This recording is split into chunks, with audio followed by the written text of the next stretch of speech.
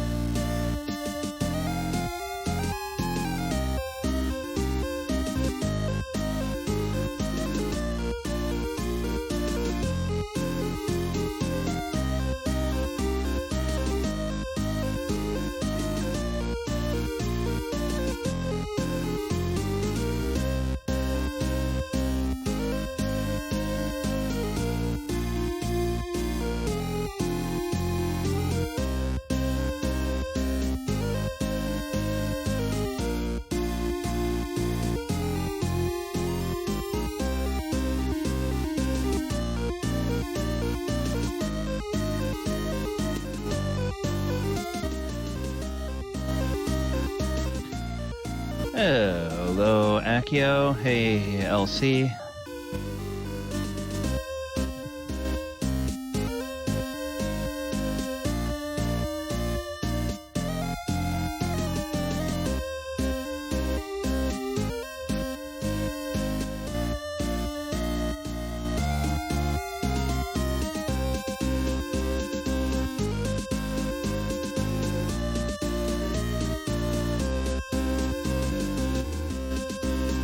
How are you guys doing today?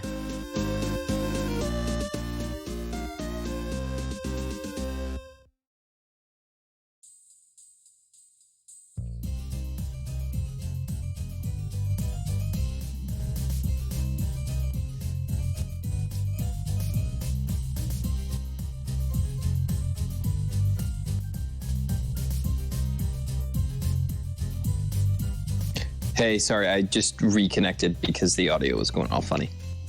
Oh, okay. All right. But this is perfect. That was all it took, it would appear. Yeah, sometimes that's all it is. Okay, I'm going to go ahead. And when this ends, wink. All right. Hey, LC, how you doing?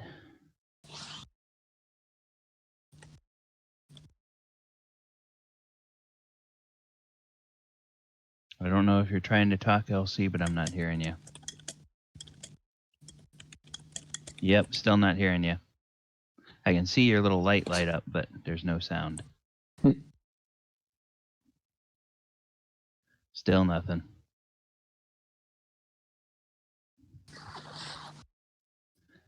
Nope. Still nothing.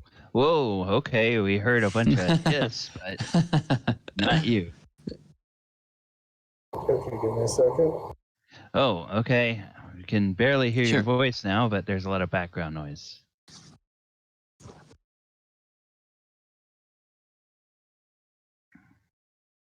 Yeah, that's odd. Yeah, it sounds like you're in a airplane cockpit or something. A cabin of an airplane. Yeah, it does. Like you should be going like you should be saying over after everything. Yeah. Yeah. Well, that's always the way with Discord. But good. Yeah. Well, that's an annoying thing is that Discord will sometimes do that to you. But the sad thing is that in all the years that Roll20 has been around, they really haven't done a major update to their sound and video thing in Roll20, and I've just had all kinds of problems with that. Yeah, the Roll20 audio visual features are really not up to par. I kind of don't know why. Yeah. They've got a super solid, super well-made platform, and they do tweaks to it, fairly often, and they seem responsive to the community. I mean, they did one tweak a while back on their Zoom feature that people didn't like, and I think within a day they put it all back. So All right, is this any better? there you go. That's perfect. There you are. Yeah, that's good. Okay, wonderful. All right. Technical gremlins defeated. That if LC had already not accumulated enough XP to climb to level 2, that would have been probably worth a few more experience. Congratulations, LC, on getting Siren to level 2. I don't know if you saw my messages this morning, but I kind of pointed you in the wrong direction last night. And I actually have all of the stuff in each of the class channels. So in the elf class channel is where I had the rules. So you should be getting at level 2, you should be getting 4 hit points plus your con modifier if you have one. If you don't have a con modifier, or if you have a negative con modifier, then yeah, you would get 3 hit points for this level. So that's where that should be, and that's, I just copy pasted that out of the document into the chat. So whenever you get a chance, you can update your hit points so that we're not gimping you on that. And Accio, as for you, that will be good to remind you that in the fighter class, that has basically all the basic rules about what you need when you accumulate enough experience points to level up. Okay, I saw a message from Wesley earlier that he's in the path of that bad weather that's, hitting most of the eastern part of the country. Fortunately, that's all north of me, so we're not expecting any horrible weather here, just a few stray showers from time to time. And also Tony, I know, has been dealing with some other things. I did get a private message on Sunday from Roy, and his schedule has changed, so he's not going to be able to participate in the game anymore.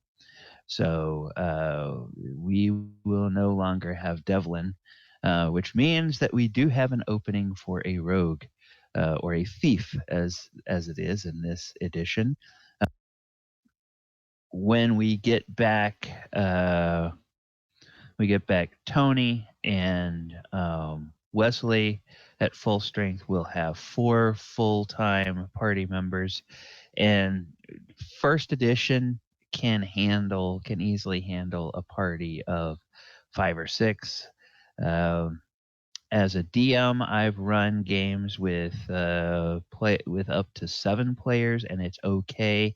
When it gets any more than 7 players, then people have enough time to start losing focus between their turns when we get into combat, and it starts to get to be, you spend as much time reminding somebody when it's their turn what's happened since the last time their turn was.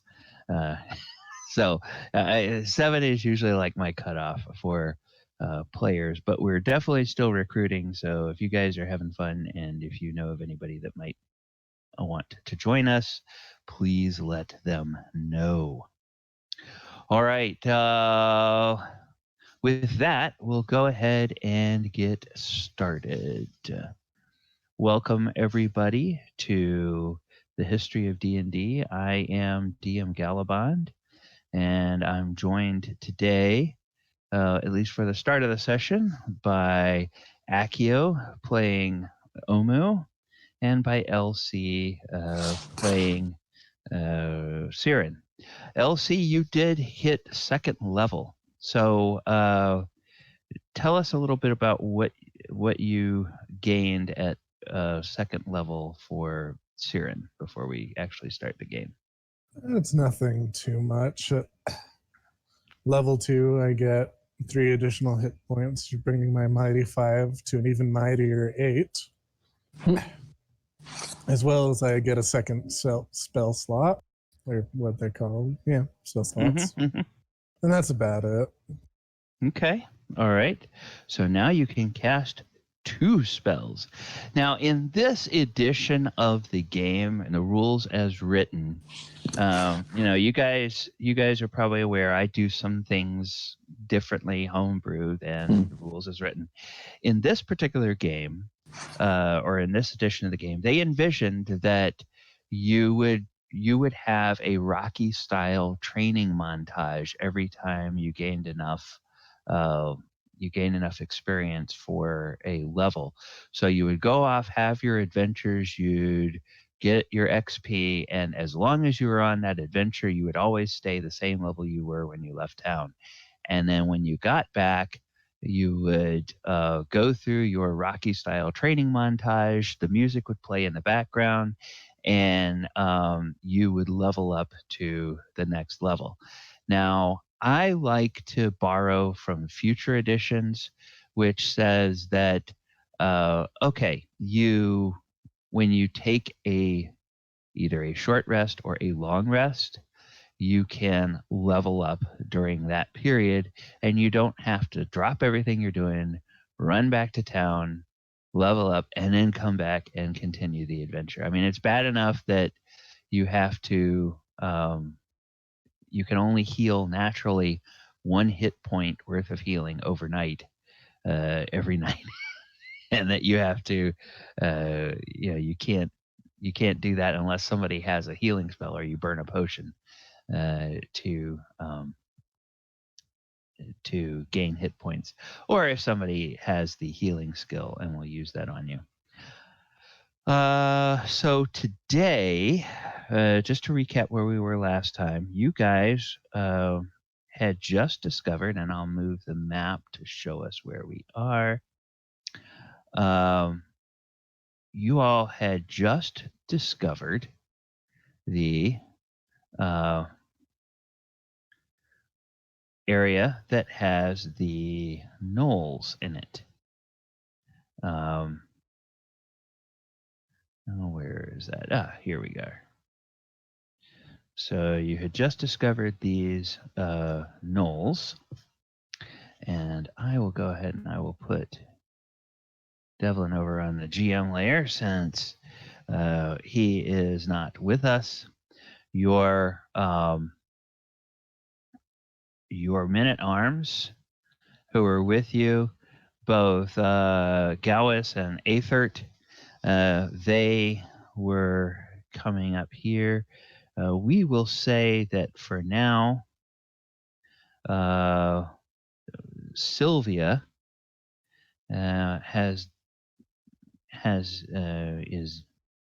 we'll wait until we figure out whether Wesley is here today or not, but we'll just put her over on the GM layer. And the Gnolls had told you, Siren, since you were one of the people who could speak their language, and Omu, since you were wearing one of the cloaks with the symbol of Bargle on it, they told you they were very disappointed with the soldiers, as they called them, because the soldiers did not give them gold and did not, made them basically be living cannon fodder for the ghouls. It was up to the Gnolls to fend for themselves, feed themselves, and find corpses basically to feed the ghouls, so that the ghouls would not come in and attack either the Gnolls or the soldiers. So when you all befriended them and gave them a little bit of extra gold, they were quite happy to go, oh, okay, well, we don't like those soldiers, and if you don't like those soldiers, we'll help you do something about it. So that's kind of what they had implied.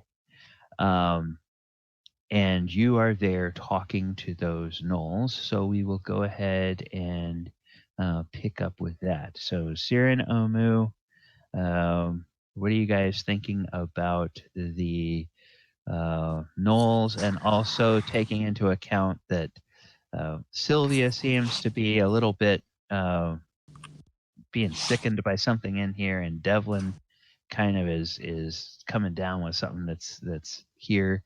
Do you all want to keep pressing forward? Do you all want to head back to town at this point? Do you want to figure out what you need to do?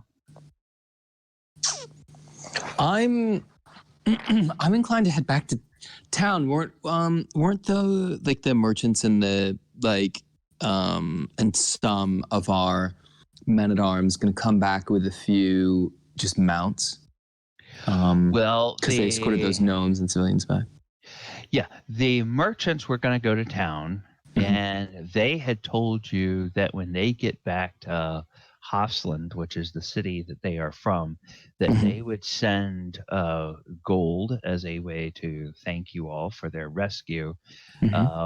The other men-at-arms said they would be coming back the next day, which in game is this game day, because you all did spend the night. They would be coming back sometime today with fresh horses. That also means they probably will be coming back with some additional troops, if you will. So we'll have to see how many people show up today for them, if you all want to go back up top and check that out. That's what I would be inclined to do. I think we see if they have returned with those mounts, give them a bit of time. And then even if not, I think maybe, we got some good stuff. We head back to town. I thought the original instructions that the party was given was to clear out the top of this mill. Well, all that the town knew about it is that bandits were using this as basically they suspected bandits were using this as a hideout from which to launch their attacks on passing caravans. That seems to be the case.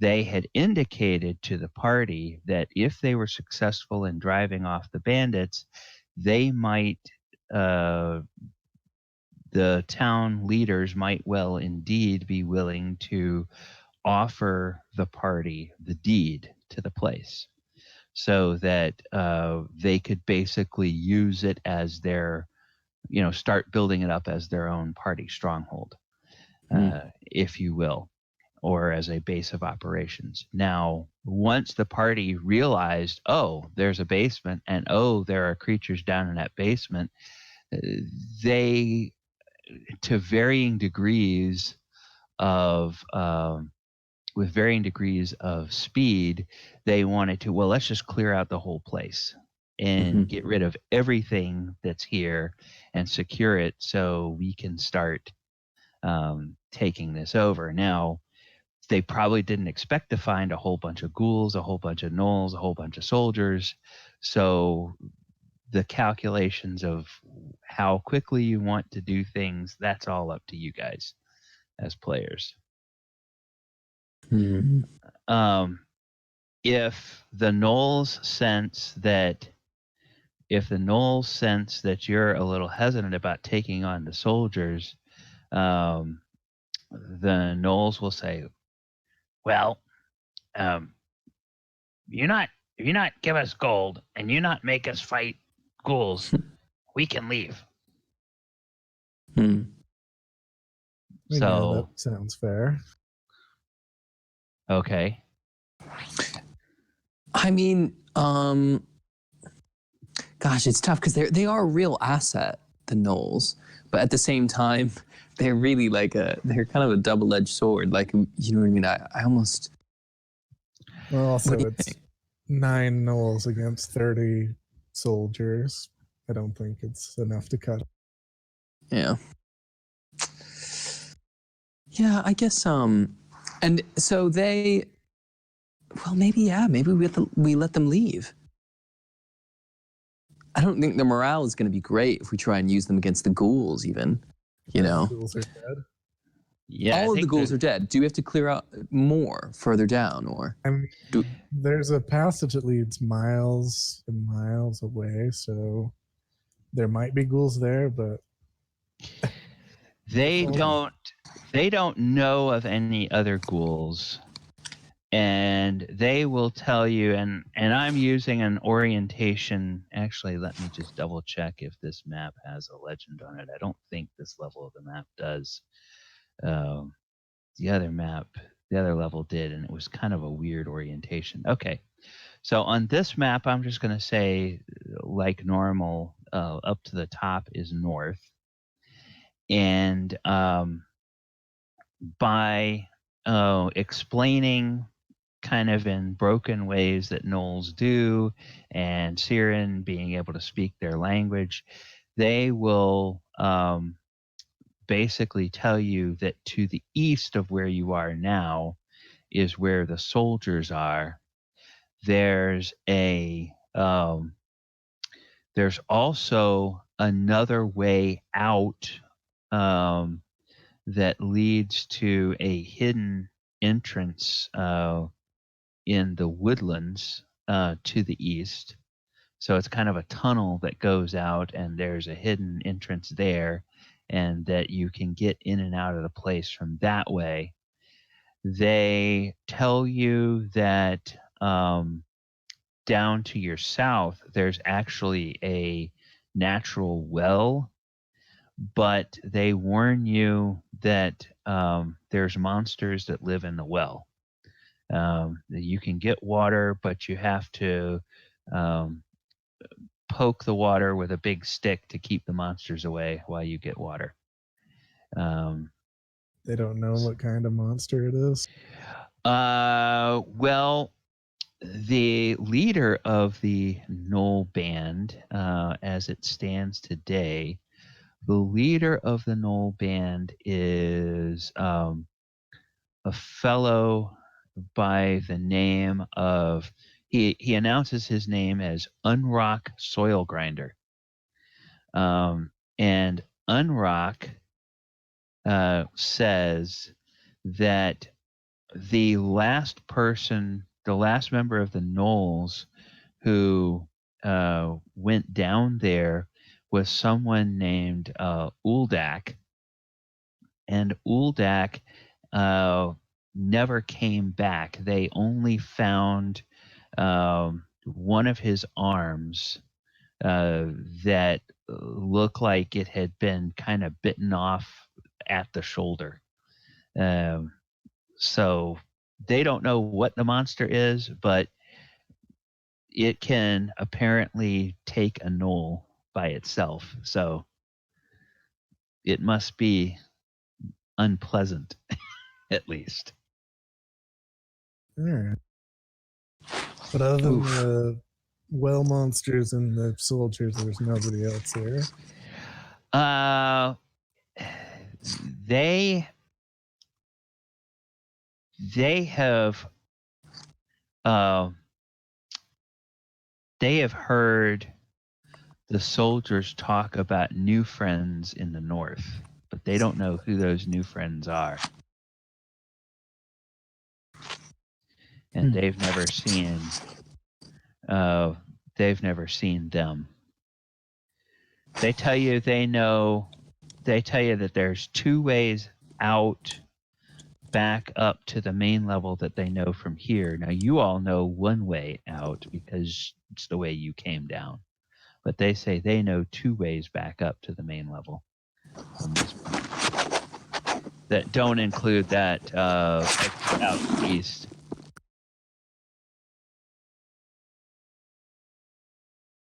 Good to know. Do they can they show us those alternate ways of getting out? They can, and if they detect that you all are not going to fight the soldiers and you're going to let them go and not force them to hang around, they will go ahead and pack up their stuff. They don't have a great deal of stuff, but they will insist on taking all of their own stuff. Most of it you can see is a bunch of rags and some furs and stuff like that. You do notice that they have a few pouches that some of them clink with coins and other things, and they have their weapons and whatnot. But if you kind of follow as they clear that stuff out, I'll just go ahead and show you the rest of their complex, which is not very much. They basically have this area here. And if you ask, they will tell you that they never have known of any secret entrances here or here. But then they will tell you that there's a way out with a secret door to the north. And so they will begin to head off that way. So they'll start just going over here, and I'm going to open up a little bit more so you can see as they go where they are headed.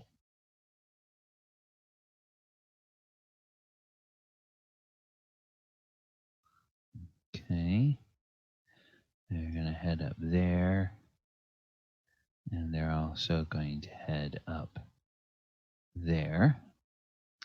And then as you go by, you can see that there is a passage headed off that way. But they tell you that that's another way to get over to where the soldiers are. Okay. So they will head up this way.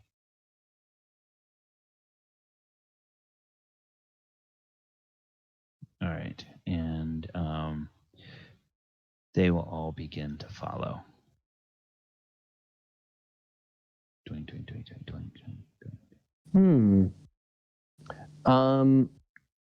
Well, let's go. Yeah, we'll go topside, see if we can meet our guys. Do we know? Obviously, I was rescued from this place, so I won't know. But up top, do we know if the soldiers do any particular patrol routes? Are they likely to go and check out what's going on surface level and just bump into us waiting around? Well, Siren can tell you that this is the first that they have heard about soldiers. The only thing they knew of is bandits, and yes, their guide who led them out here the first time did know about the patrol routes of the bandits and knew basically when they left and when they came back. And he never mentioned seeing any soldiers. So with the information he had, it seems unlikely that they may have known of soldiers. So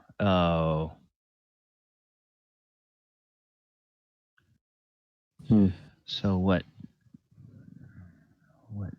is going to happen now? Okay, go ahead. No, you go ahead. You go ahead.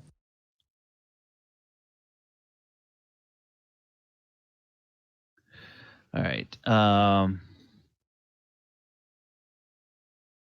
Okay, good. They'll just continue moving on. Are you guys gonna go with them to the north or what? Well, they're headed out, and it might be, just in case things get hairy with the soldiers, it might be useful to have us in a big ball of. And the other thing to keep in mind, you are expecting those guards from the town to come. So if a bunch of Gnolls spill out and you guys are not with them, that could either make the guards think something's happened to you, or make the Gnolls feel like they're under attack, or what. So,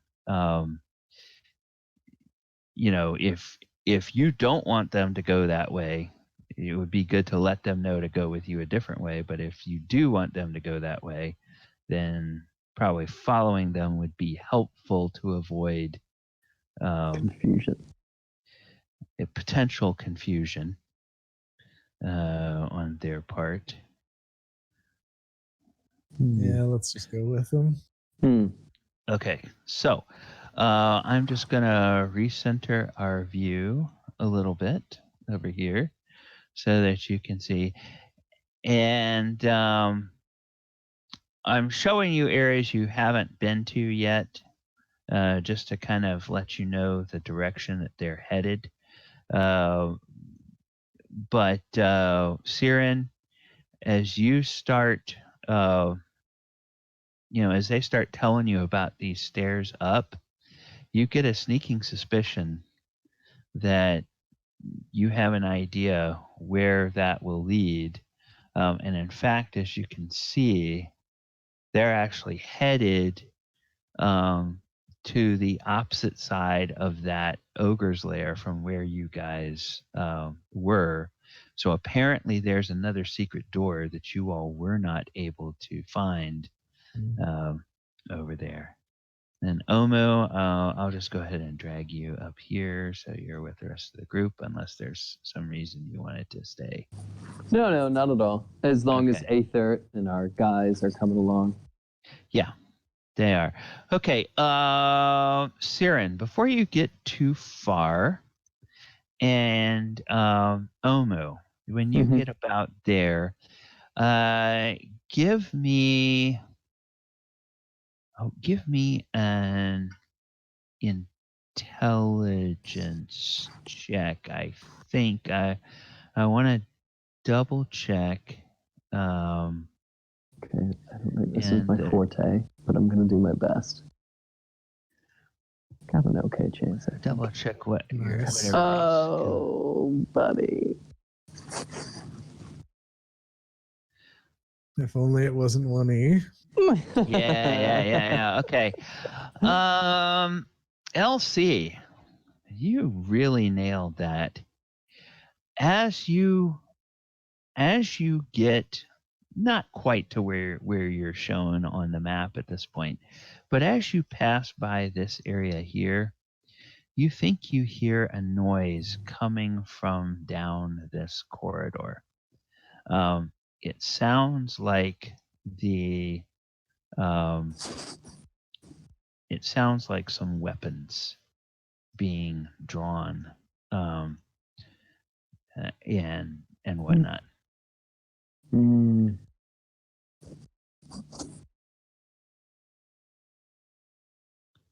Well, that's not good.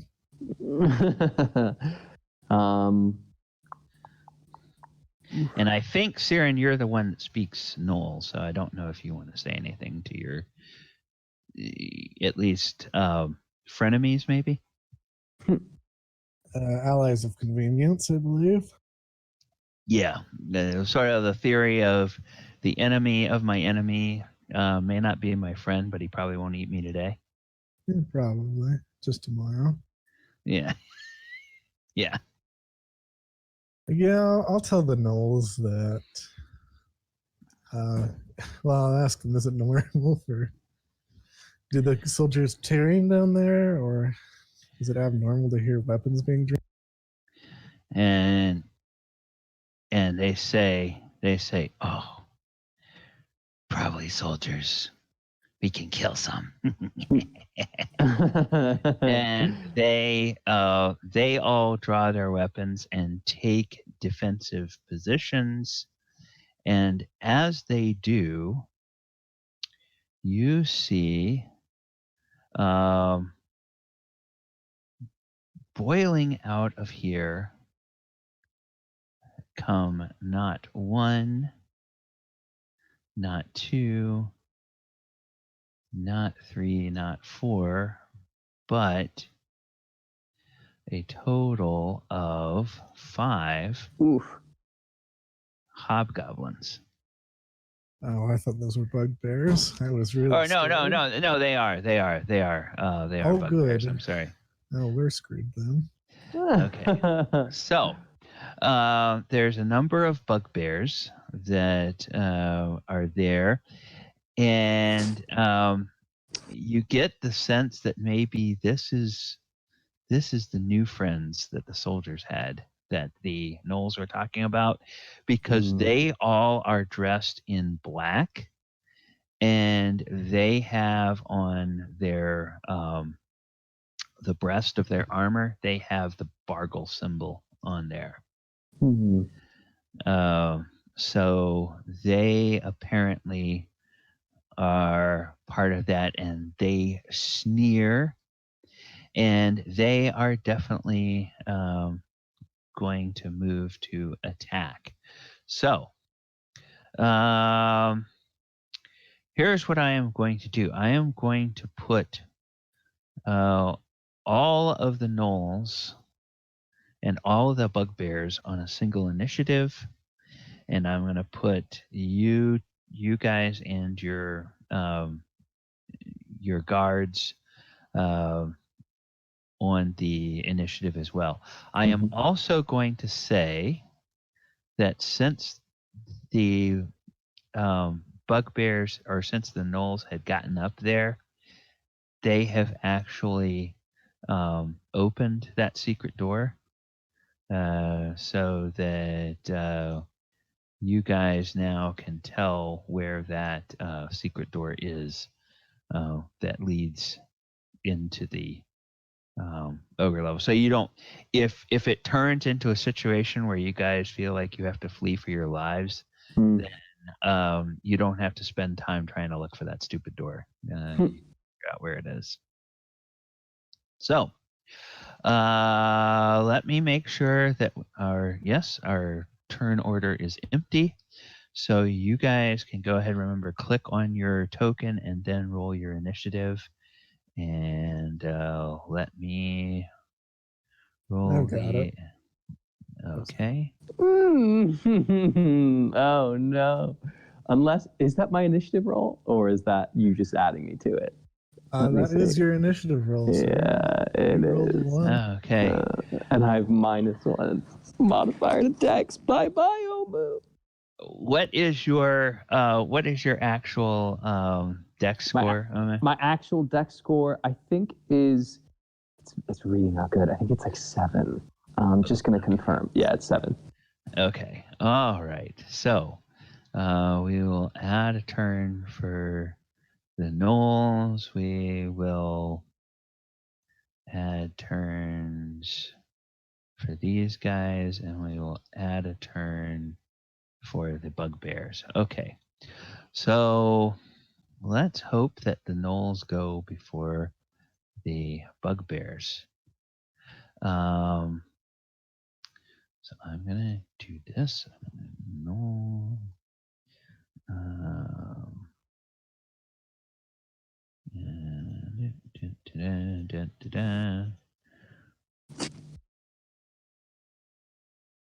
There we go. Okay. So they get they don't get any specific thing, so it's just going to be a D6 for them, a flat D6. And it's a... So, Gnolls are... Come on. There you go. All right, then the Bugbears, they will get...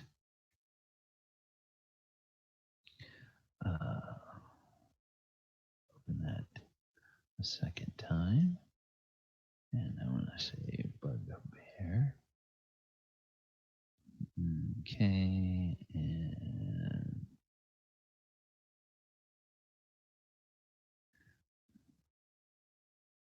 okay, Bugbear right there. And they don't get any... Oh, they do get a +1. Okay.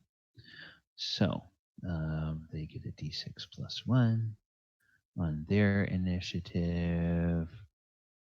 D6 +1. Oh, that's a 6. Okay, so they have 6 10. All right, and then Cowis is going to get 2, and Aethert is going to get 4. All right. Then we will go ahead and arrange everything. Descending order. Okay, Siren. You are actually first. So you get to do something before anybody else. What would you like to do? Well, I will take a quick step forward. Try to stab the hobgoblin and the bugbear in front of me. Okay. Ooh. -2 for 4 points of damage. Okay. Wow. All right. He feels that. Then you have the rest of your movement. I guess I'm gonna try and save Omu's life and stay between him and the bugbear. Oh my God. This is epic D&D. Okay. Well, you are fortunate because bugbears are kind of large creatures. They and so they're not really able to squeeze in side by side in this tunnel. So basically, only one of them can attack you at a time. And so he is going to attack. They only get one attack by weapon, but their strength is such that they add an extra damage die to them. Oh, Good.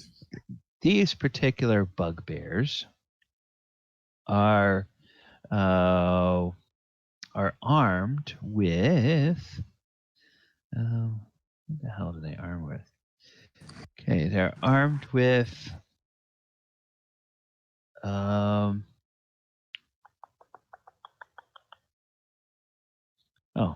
okay. It's. Ooh, they have a sword that will do 2d4 damage if they hit. So they are going to attack. Whoops. And their attack roll is. All right, combat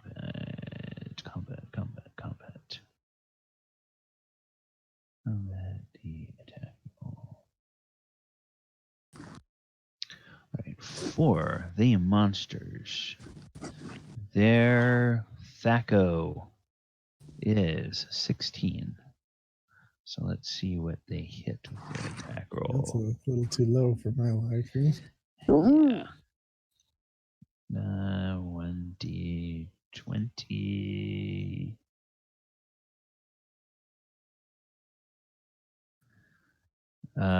Good. Oh no. Yeah, so they hit, and then their damage is going to be 2d4 plus 1. Okay, so they only do 5 points of damage to Siren. This big sword. Oh my gosh.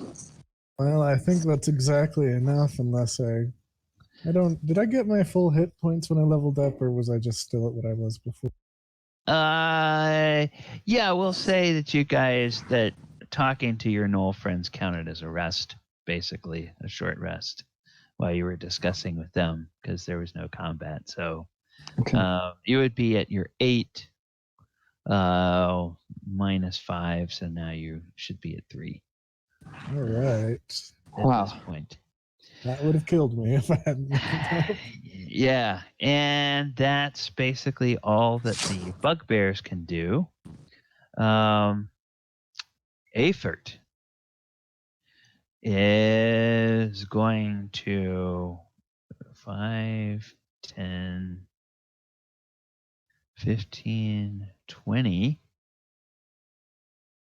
He's going to get over here, and he is going to shoot a short bow at the injured bugbear. And he will hit an AC of 5. And these bugbears actually have an AC of 5, so that's exactly what they need to hit. So, he will deal 1d6 damage. Does 3 more damage. So now this guy has a sword wound and he's got an arrow sticking out of him, or a crossbow bolt sticking out of him. Gnoll friends. Okay. Gnoll friend 1, 2. He's gonna run up here, and then what do these gnolls have? What did they give them? These gnolls have. Okay, they have short bows. So they're going to try to pincushion this guy with arrows. Everybody that can get in there will. So they have also a +1 on their attack because they're rather dexterous creatures. And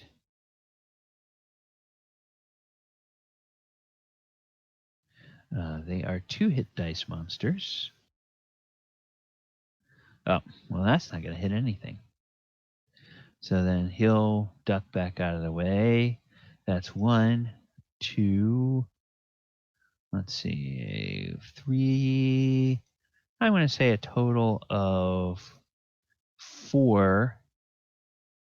4 gnolls and 5 gnolls can kind of get a shot and get back into line. The rest of them can't. So that's 4 more incoming attacks. So that's going to be a miss. That'll be a miss. That'll be a hit. That's a miss. So 1 hit. So a d6 + 1. So that's 2 more points from this guy. So everybody is at least focus firing on the first bugbear. Gallus will come up. Now, he can't get into a place where he has a clear shot, so he's going to have a minus on his attack because basically this guy has cover. So he's going to take a -4 on his attack because people are in the way.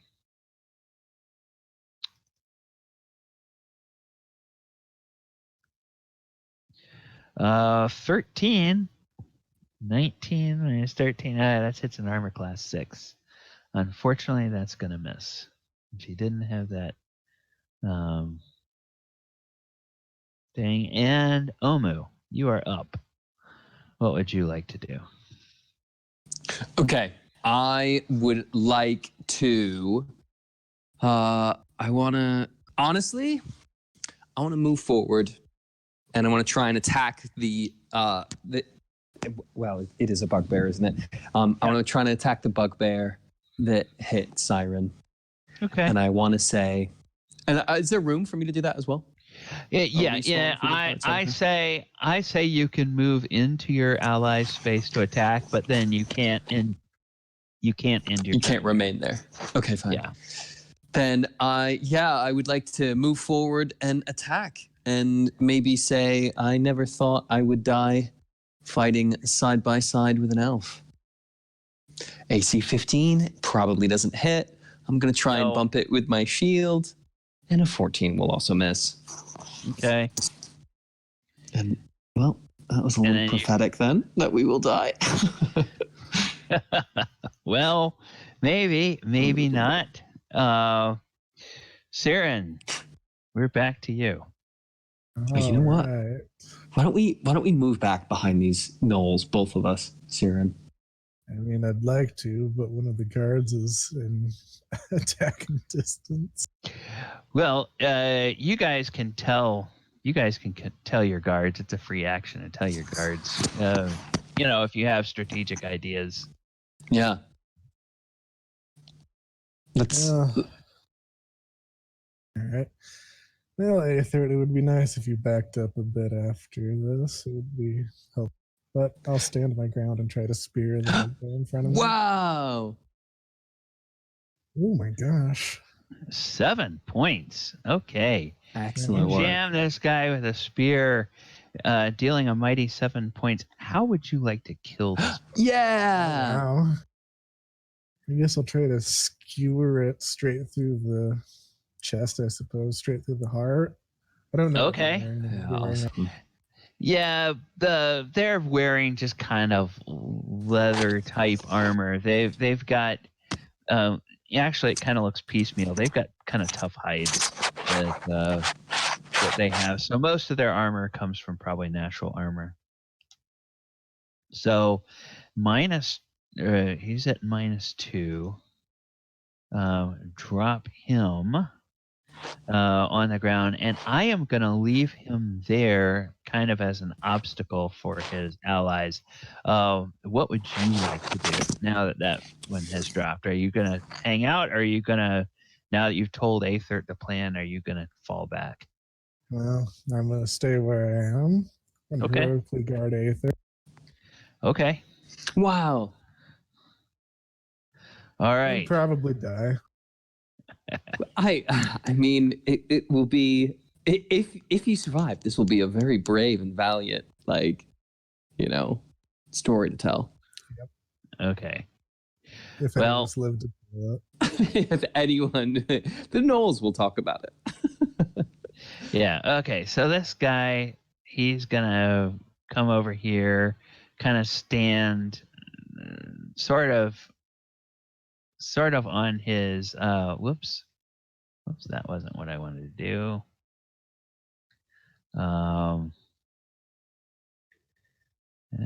Bring him back and bring him back.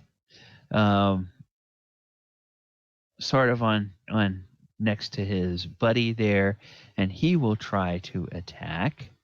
And he again can hit an AC 0 with 16.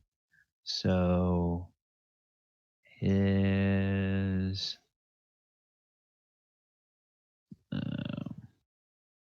All right. All right. That misses. That misses. He only hits an AC 2. And he snarls.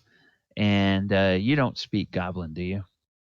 I speak Hobgoblin, so I don't know how that works. Okay. Yeah. Okay. Well, bugbears are goblinoids, so It's like German to Dutch. Yeah, he snarls, and you think you can hear some sort of a curse at elves, but you don't know exactly what it is he's saying. But it sounds like similar to a curse against elves. It's Aethert's turn. Aethert says, "Right, everybody, fall back," and he will make his attack with a bow or his crossbow, and we'll see what he hits. Oh, he's so busy telling people to fall back that he couldn't hit the broadside of a barn. So he is going to go back here next to Omu. So now your gnolls will begin to boil forward. And they will get themselves sort of in position.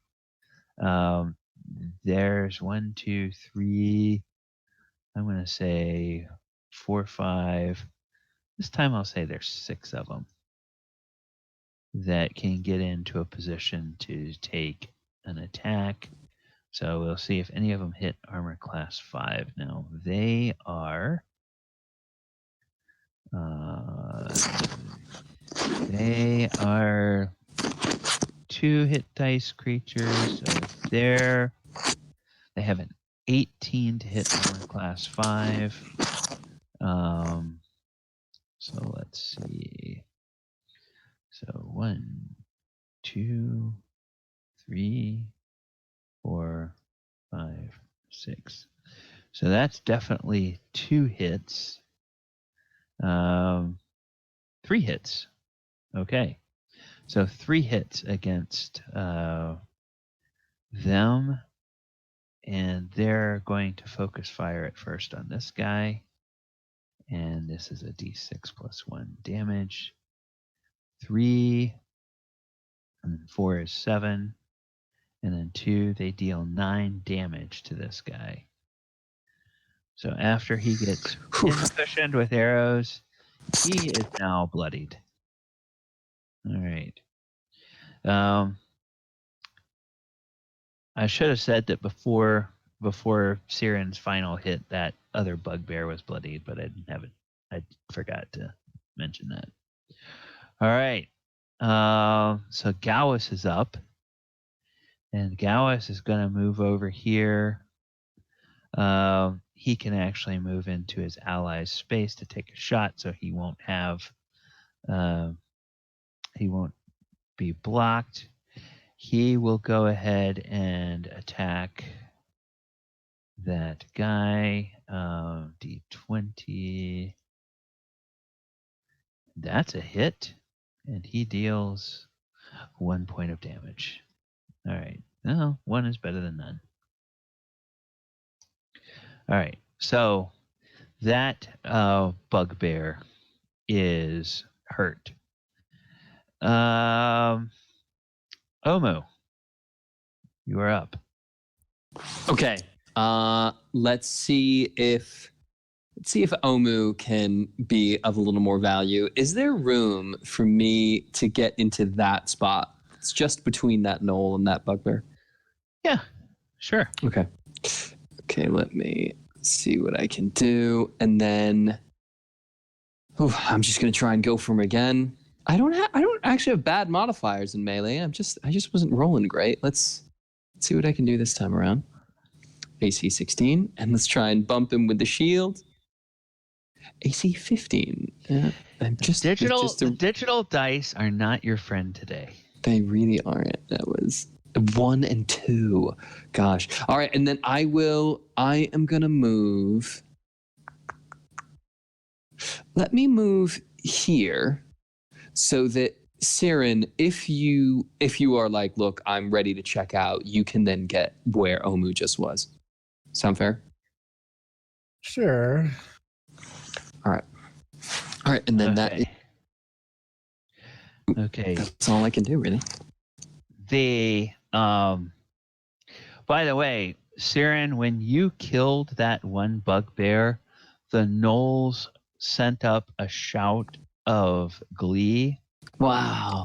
Probably it's the first time you may have ever heard about Gnolls cheering for an elf. Other than when the elf was being pincushioned by other Gnolls. So they appear to be rather bloodthirsty and very happy to be fighting something. You know what? Even if it is guys that used to be their allies. I think Siren might get caught up a bit in that, and is probably gonna. Well, first he's gonna take a stab at the bugbear, see what he can do. Okay. Still AC rolling 5 or 7. Hey, this guy has exactly 7 hit points left. How do you want to kill him? Wow. I'll give a quick stab into the eye. Ooh, okay. He lets out a horrible howl, and he slumps to the edge of the corridor. And when he does, you notice that a little section of the wall just sort of moves a little bit, like maybe there's a secret door there. But you don't have time to be focused on that at the moment, because you're still under attack. Okay, you now have 2 bugbear bodies blocking this corridor, nearly choking it. What would you like to do with the rest of your turn? Do you want to stay here and fight, or do you want to fall back, or what? Getting caught up in the excitement of the Gnolls, I'll stand my ground, slam my spear against my shield, and shout in Gnoll, "Who's next?" Yeah. And the Gnolls, God. they're like, yeah! And so actually, one of the Gnolls is kind of as a reaction to your turn. This Gnoll right here, he's going to push something into your hand that is holding your spear, and you see that it is a vial that has been unstoppered, and it's got a rather sweet-smelling liquid in it. And he says, "Drink, heal." Oh, wow. They're giving you some kind of potion. What could go wrong? Please, God, turn him into half Gnoll. Okay. Okay, your strength is now 18. And your intelligence, just roll me a 2d6 and subtract that. Drink that on my turn, or are all my actions up? It's technically still the end of your turn, so you can drink that if you want to. Yeah, I'll drink it. Okay. It does act like a potion of healing. So you immediately gain 1d6 plus 1 hit points back. You gain 5 hit points back. All right, back to full. Woohoo. All right. So now this Bugbear has a problem. Because now he's got 2 8-foot-tall hairy Bugbear corpses blocking the corridor. And he gives a shout, and he's gonna just try to hack at one of the corpses and get it out of the way. And he gives a mighty cleave, and he basically cleaves that corpse in two.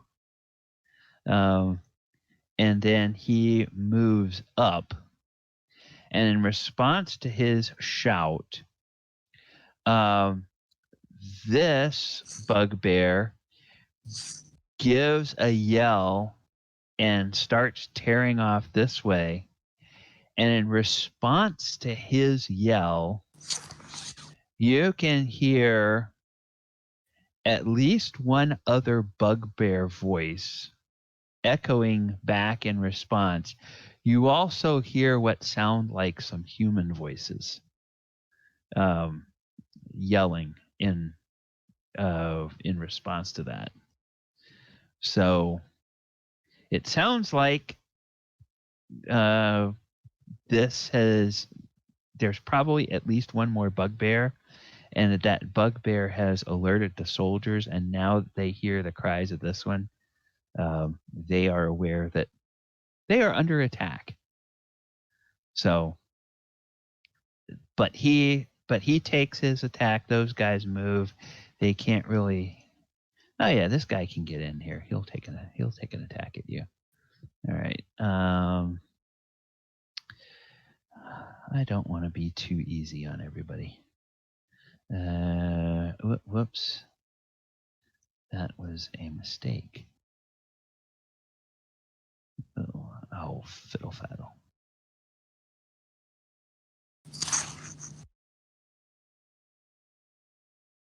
Yeah, because that needs to be all right.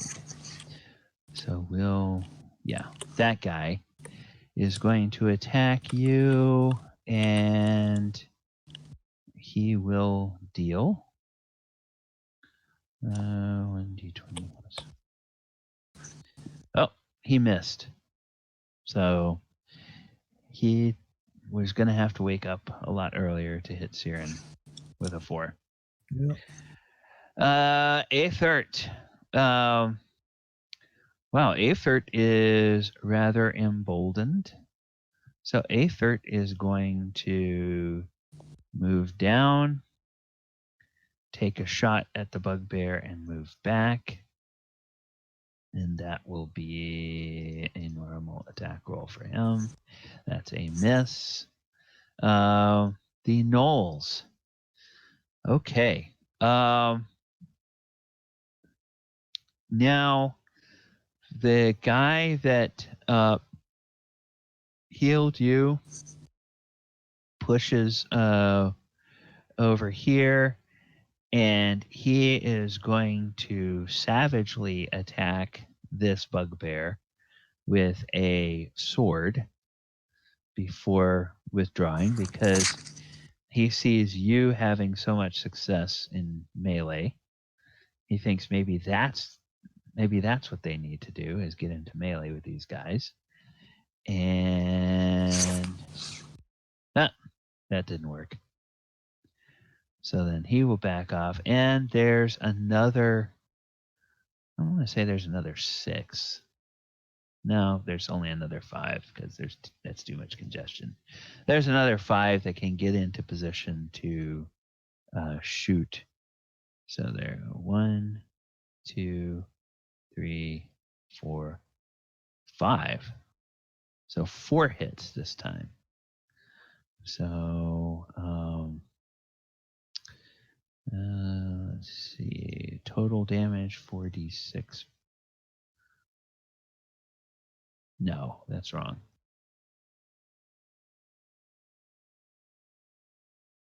Total damage is 20. So that guy takes 4 arrows and he falls. Oh, wow. Amazing. Yeah.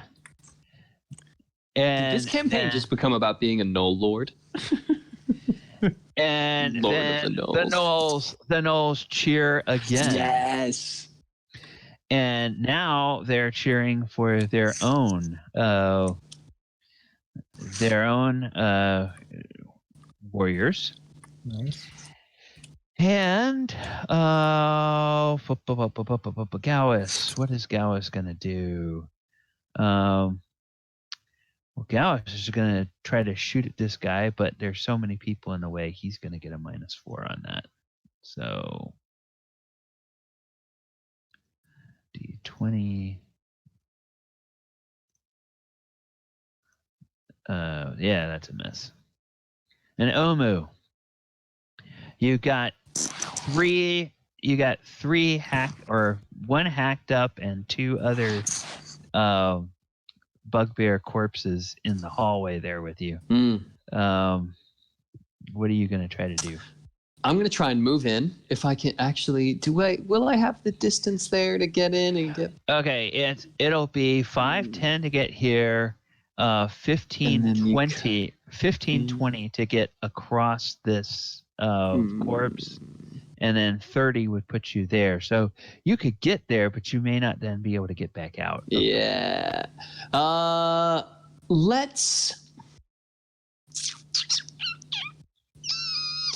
Let us. So we still have this guy down here. Well, he appears to be running off, shouting a warning. Gosh. All right. Let me try and get him. It's real tough. After Saren tanked all that damage for me, it would be really stupid to just then throw my life away. I will let me move up so that if this continues to go in a bad way, I'm in an advantageous position to assist. Okay. But I think I will just do that for now. Okay. At the end of this round, now you hear several other things. Okay, from the way you all had come, you start to hear the shouts of human voices.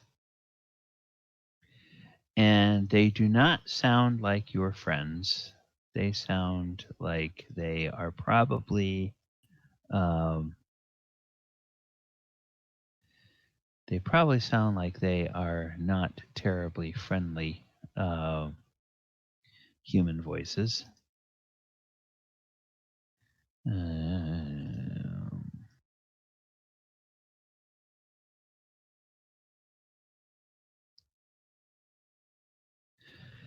And they are making full action runs. So you won't be able to see them. Your characters won't be able to see them, but I'll put them on the map to let you know where they are. 3, 4, 5 guys. No, we'll say 6. We'll say 7. And then we'll say that these guys are the ones that are now here. Okay, so to let you know what is happening behind you, there are a group of 7 guards that are, or soldiers that are starting to run up that way. If they get close enough that you can see them, you will see that they are in the livery of Bargle. There are also, for your perspective and enlightenment, there are also a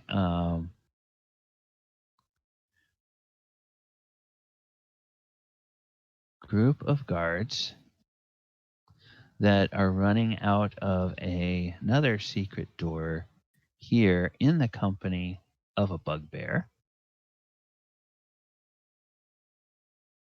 And they are coming this direction.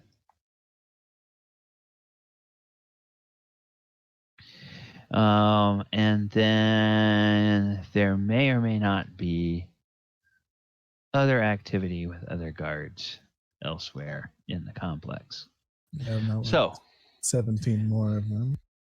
Yeah. So you see this group of guards over here. So you have a group coming from the south. You have a group coming from the east. They all appear to be converging on your location. And this bugbear tears over here until he sees those guys coming, and then he's like, all right, follow me. But that's kind of all what happens at the end of the round. Siren, you definitely are hearing that more unfriendly creatures are approaching. Sounds like humans and more bugbears. What would you like to do at this point?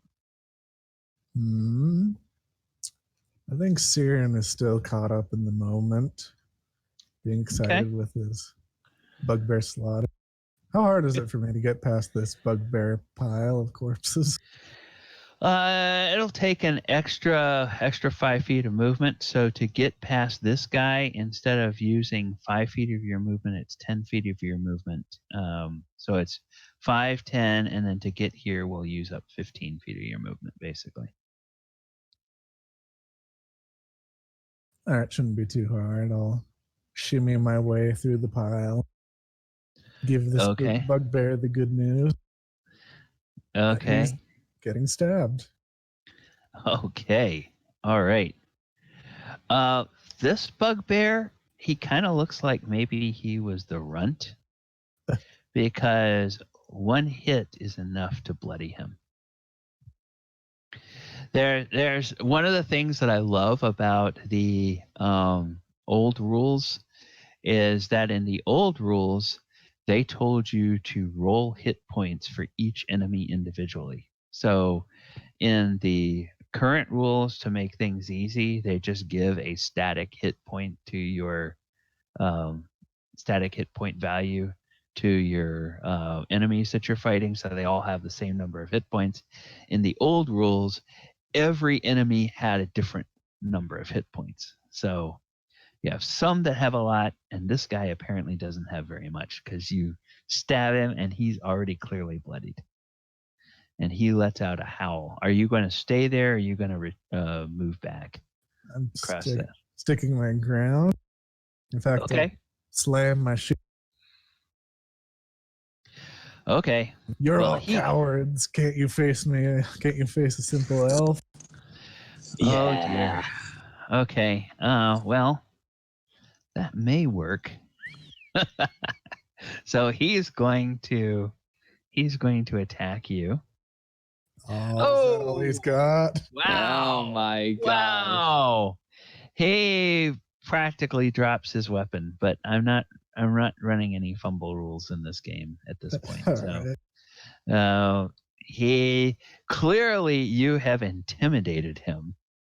But he's not running because he can hear.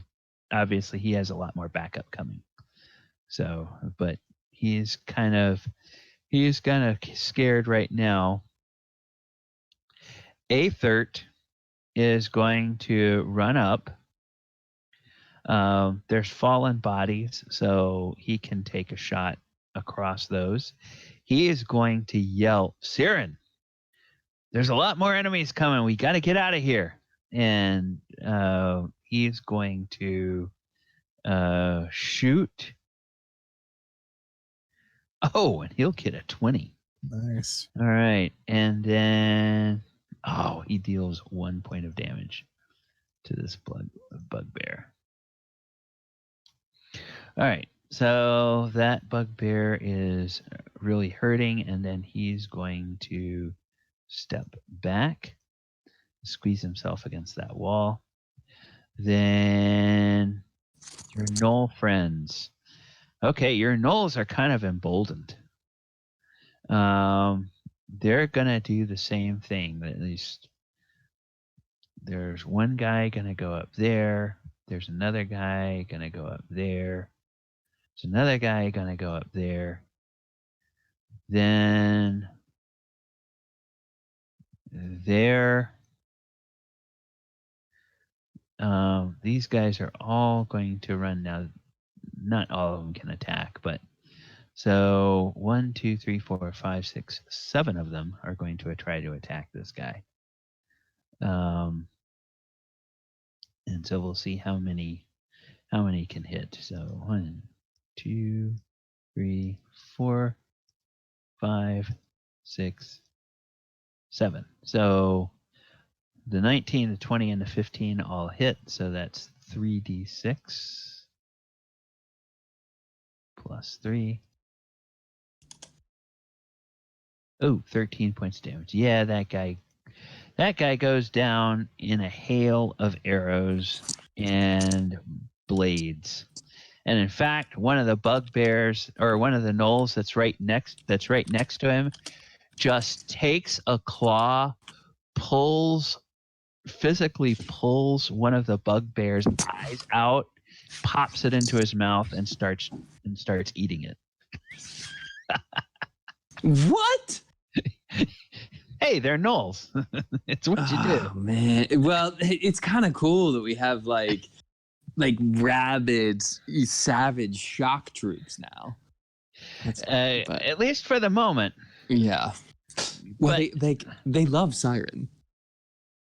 they apparently They're like him better than They're beginning to. Anyway. they apparently like him better than they like these soldiers. Cool. And when that last bugbear falls, they all look at Siren and are like, "What now?" And clearly, Siren, you can hear the yells and screams of soldiers both from in front of you this way and behind you over this way. So there's no enemies now.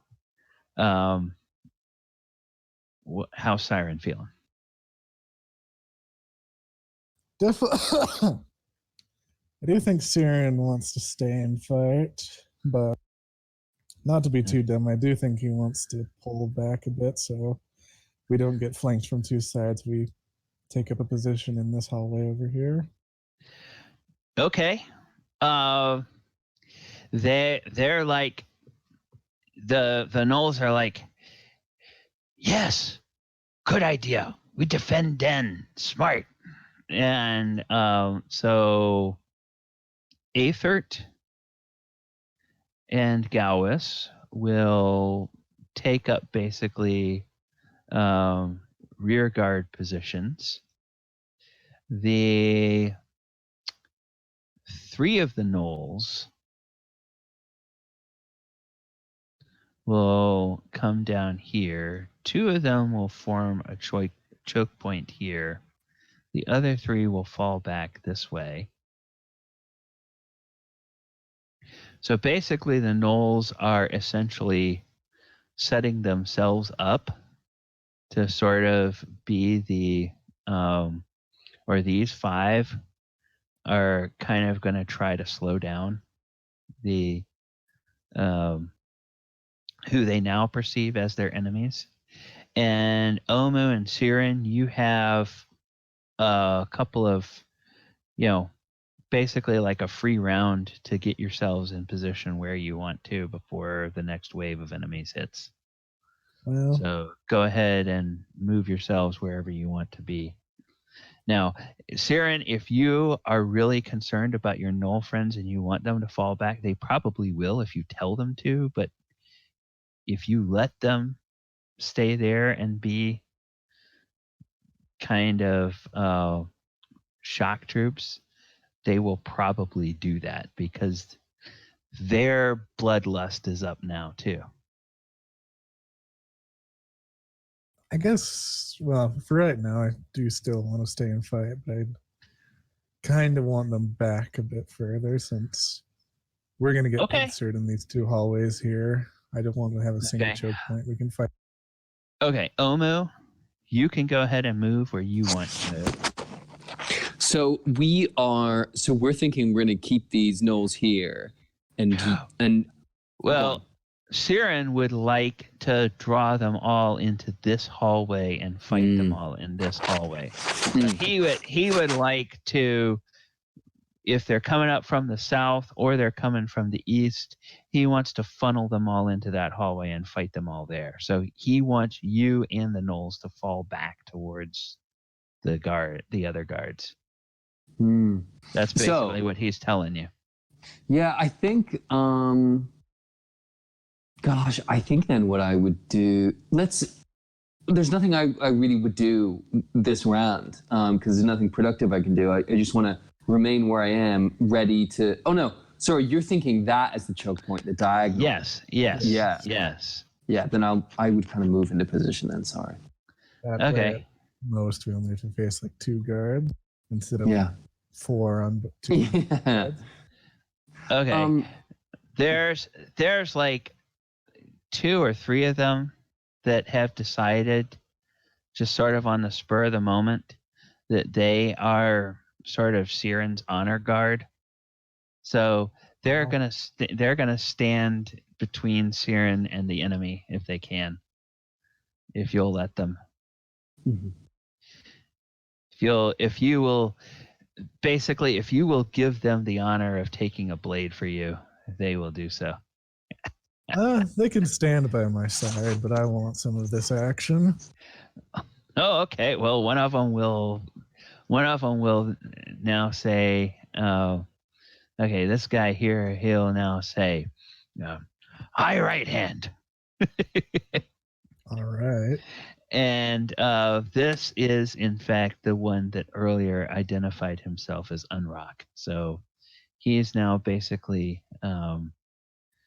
decided that he's your lieutenant, at least for the moment. And more screams, more yells, and I'm just going to go ahead and clear everything to the GM layer.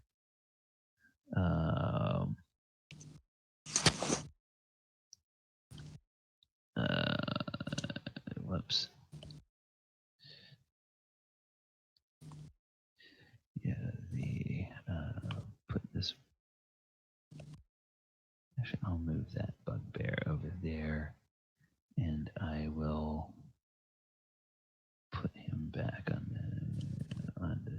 token layer take that off because he's the one that has the. So 11 and 11. Okay, and then this guy will go to the GM layer. All right, so he is now representing the Bugbears. The soldiers all come running up.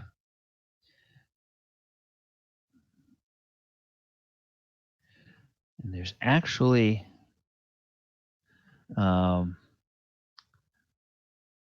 some sergeants, a couple of sergeants, and there's some guards. So these soldiers actually appear to have a little bit of organization about them. All right, and they're gonna get to be about right here by the time all this stuff goes down. All right.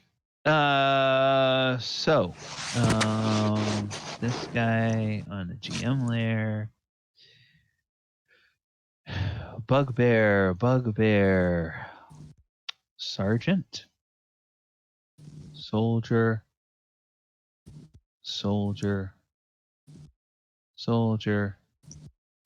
sergeant, and soldier.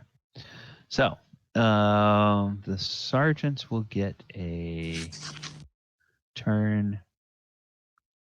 The soldiers will get a turn. All right, and those guys just get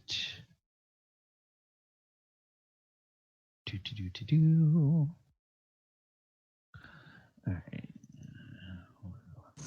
here. All right, now. What did I say? What creature type did I say these guys are? I said these guys. I made notes for myself that, of what they are. Aha. Page 193. So,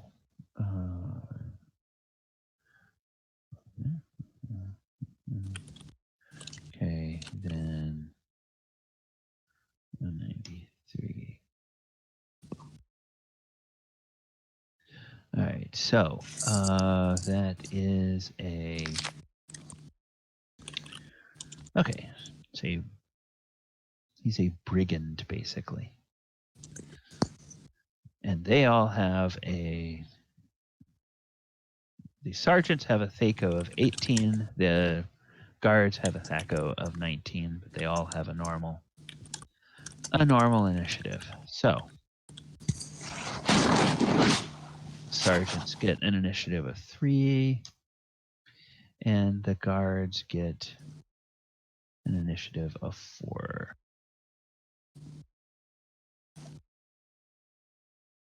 All right. And we will reset the turn order. Okay.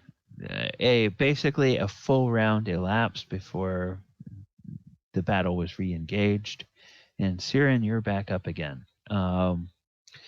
There's a couple of bugbears followed by some humans. All the humans are wearing leather armor, and they all have the symbol of Bargle along with the bugbears. And you can hear more shouting coming from down this way too. All right, I'll take a quick step forward, stab the bugbear. Okay. First Okay. You're gonna stay there. You're gonna step back. I'll step back again. Okay. Bugbear will come forward and he will sneer at the gnoll and practically act like the gnoll is not even worth his attention. He's going to there's a lot of bugbear gore on your spear, so he's going to attack you. And that's an AC, or no, that gets a 9. So even for him, that's an AC 7. So that's not gonna. I sneer back at the bugbear. Yeah, that's not gonna do it. Guard. Okay. So What about the second bugbear? it's gonna be 1, 2, 3 guards. Oh yeah, this other bugbear. Whoops. I got it.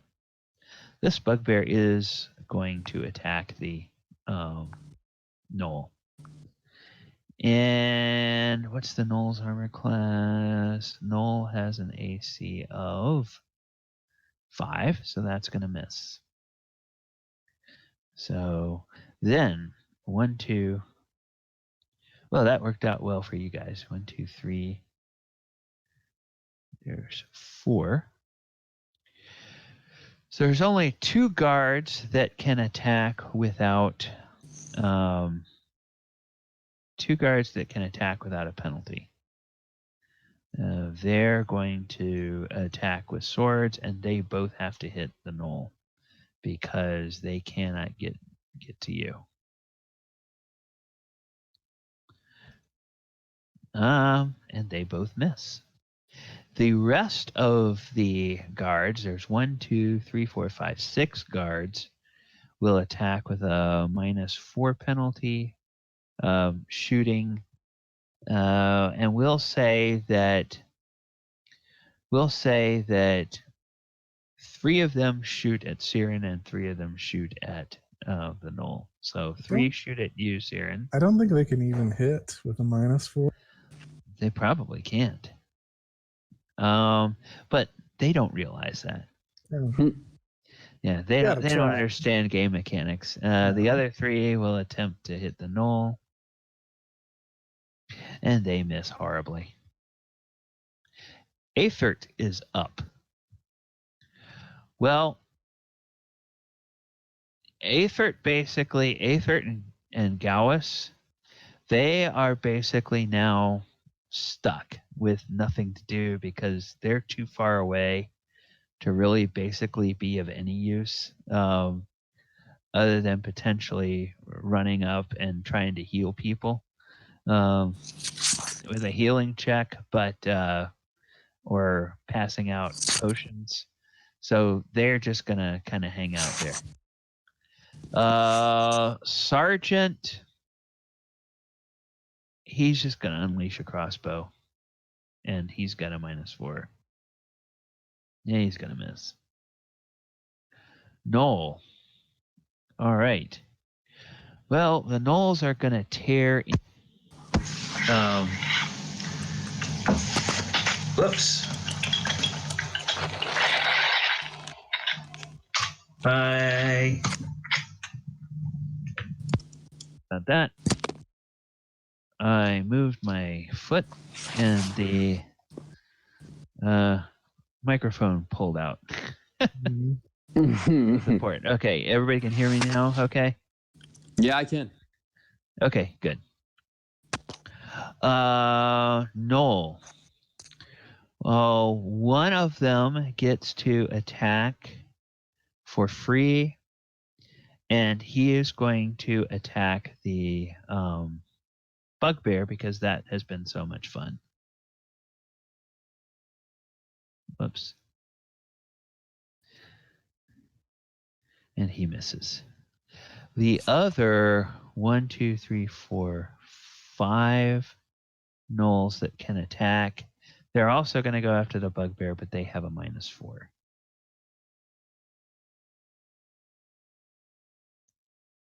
Miss. Ooh, miss. Miss. And miss. Gowis is in the same boat is Aethert. Omu, you are up. Hooray! Okay. You can basically shoot with a -4, but yeah, at any target you choose. Because this hallway is so choked. I imagine. Are we sure? Are we sure we want to? We might start to get swarmed. All right. So, if we think that Siren has the ability to move back there if need be, do you have any spells prepared that can be leveraged if this starts to go south? He hasn't had time to learn a new spell. I can't remember whether you've already cast your one spell for the day earlier. I have 2, but I'd have to memorize a spell before I can actually cast. Oh, 20 okay. is weird. I have to prepare how many of each spell I want to cast per day. Okay. Yeah. Okay, fine. Then I will have to, I think, technically drop my sword so that it is only at my feet, and then I'll have to draw. What? Is that my sword you're dropping? Oh, move. Oh no, this is the 1d8 sword that was in my equipment pack for my class. So I am not actually dropping your sword, fortunately. And at some point, you probably would have gotten your sword back, Siren, if you wanted to, because you guys have been exploring around. You took a whole rest. Omu got all of his equipment back. So yeah, I'll take it off my inventory thing. Yeah. And thank you for letting me borrow it. And I'm going to try and throw a hand axe. Okay. The only thing is, and I'm trying to look at how to do this. I'm just setting it to versus M, which I think is missile. Oh no, sorry. I should do this with missile thrown weapons. Yeah. Hand axe. Just so that it can factor in that I will have a negative modifier to this because I have quite poor dex. And then we just need to remember that it's -4 on top of that. Yeah. Okay.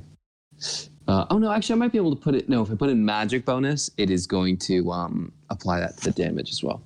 Okay, so I will. Well, here goes nothing. There should be on your character sheet an area to indicate ranged weapons. So you could actually put a hand axe in your ranged weapons. Under combat, there's melee weapon section, and then there's also a missile thrown weapon. So yeah, you've got it in there. So so it's time to just click. Yeah.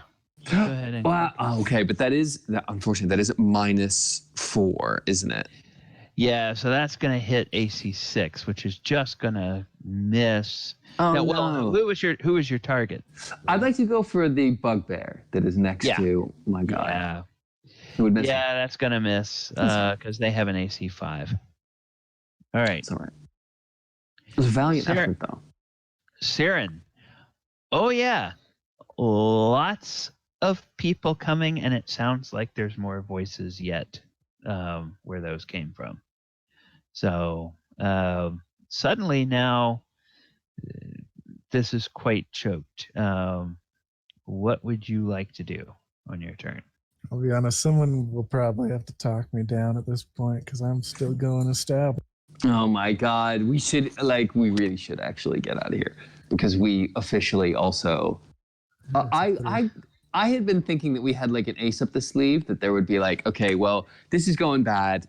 Let's sleep most of them, and then we'll get out of here. But oh no, we are just like, this is just down and dirty. We just have our weapons and nothing else. There's no magic to use as a get out of jail free card if it starts to get worse from here. Yep. Yeah, at this point, you kind of feel that way. Well, as I said, Omu, you'll have to talk me down if you want me to leave. Oh my God. Okay. I will. I would be like, Siren, I think that this is quickly escalating beyond The person understands leaving would be a good idea. Siren wants to stay and fight. Oh no! Should I try and roll charisma too? I mean, that's up to you. Just say what you want to say. That's what I would say. On your turn, you can do that, Omu. I will. As part of your we'll turn. do that. Okay. The Bugbear first Bugbear is going to snarl, and he is going to attack Siren. And that's going to be a miss. The second Bugbear is going to attack the Gnoll. Ooh, that'll be a hit. And then he has 2d4 plus 1 damage. 7 points of damage. Oh, that's a big gash, and your Gnoll lieutenant. And this is, by the way, the guy that gave you the potion. Apparently, he had one, but now he doesn't. He's bloodied. So, guards. Okay, 2 guards that are right there. They smell blood in the water. They're going to attack. They're going to attack the Gnoll. That's a miss. Ooh, that's AC 6, so that's a miss. The other guards are going to fire with -4. Again, there's 3 of them going for Siren and 3 of them going for the Gnoll. At Siren, miss. Yeah, I'll just clink off my armor and shield. Yeah, at the Gnoll. Ooh, that's gonna be a hit. Miss and miss. So 1d6. Ooh, 1 point of damage. Your Gnoll lieutenant is wobbly now with a big slice and an arrow sticking out of him. And he's now looking like maybe he's having second thoughts about whether this was such a good idea. And yeah, because Gnolls, they are, as long as everything's going well, they're fierce. But when it comes right down to them, like a lot of monstrous humanoids, they're not terribly brave. Aethert is going to yell out, I think we need to fall back. Let's hope the reinforcements are here outside. And he is going to yell that. And he says, there's a way out right up at the top of the stairs. Come on. And he'll actually take a step that direction and then turn and look to see if anybody follows him. The sergeant is going to shoot at the Gnoll. That's a miss. Okay, on their turn, the Gnolls. Well, your self-appointed lieutenant is going to realize that his life is probably more important to him than your life is. So he's going to go doot, doot, doot, doot, doot, doot, doot, and back up here. Another guy, these other guys will, for the moment, fill in. Because they are still very interested in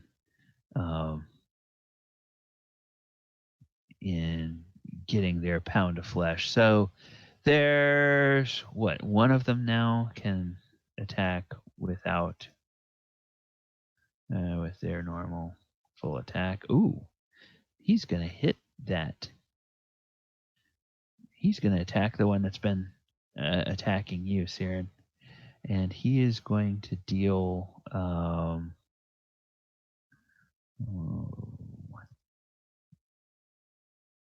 3 points of damage. And I believe that this guy is now... Yes, he is. This guy is now bloodied. So this this bugbear in front of you is bloodied. All right. The rest of them all attack with a -4. And so that's 1, 2, 3, 4, 5, 6, 7 of them that can attack. 3 of them will attack the one bugbear. The other 4 will attack the other bugbear. So 1, 2, 3. They all miss the one that's fighting you. 1, 2, 3, 4. They all miss the other one. Gowes is like, yeah, you're starting to lose, Gnolls. Let's go. And he will take a step. And Omu, it's your turn. Okay, I do want to. This is my chance to call a siren and say, like, we're overrun. Like, let's pull back. We've done well. let's cut our losses. And then I guess I will. That's basically free action. So now you can take your normal action and your move. Yeah. Before I move off, I'm just gonna give another whirl at trying to. I would have to get a natural 20, wouldn't I, to be able to hit one of these bugbears? But I'm gonna give it a whirl. Okay. And no, yeah, it would have missed anyway. And then I'm gonna move back. I'm not gonna go much further down the hall though. Okay. All right. Siren. Couple of things will happen on this round or before your turn starts. Mm-hmm. These guys will move up. And then of course you all can't see this, but I'm letting you as players see this. A figure emerges. This figure looks like he is dressed something like a priest. You might say like an evil priest. And he emerges with more soldiers. And he is not running. They are not running towards the battle. They are walking towards the battle. That's even more frightening. Yeah, I know. And Siren, it is now your turn. All right. I'm going to tell the Gnolls that it's time to back up and leave. Okay. And all right. I'll tell them that, but I'm going to stand my ground to let them have an opportunity to escape. Oh, wow. Okay.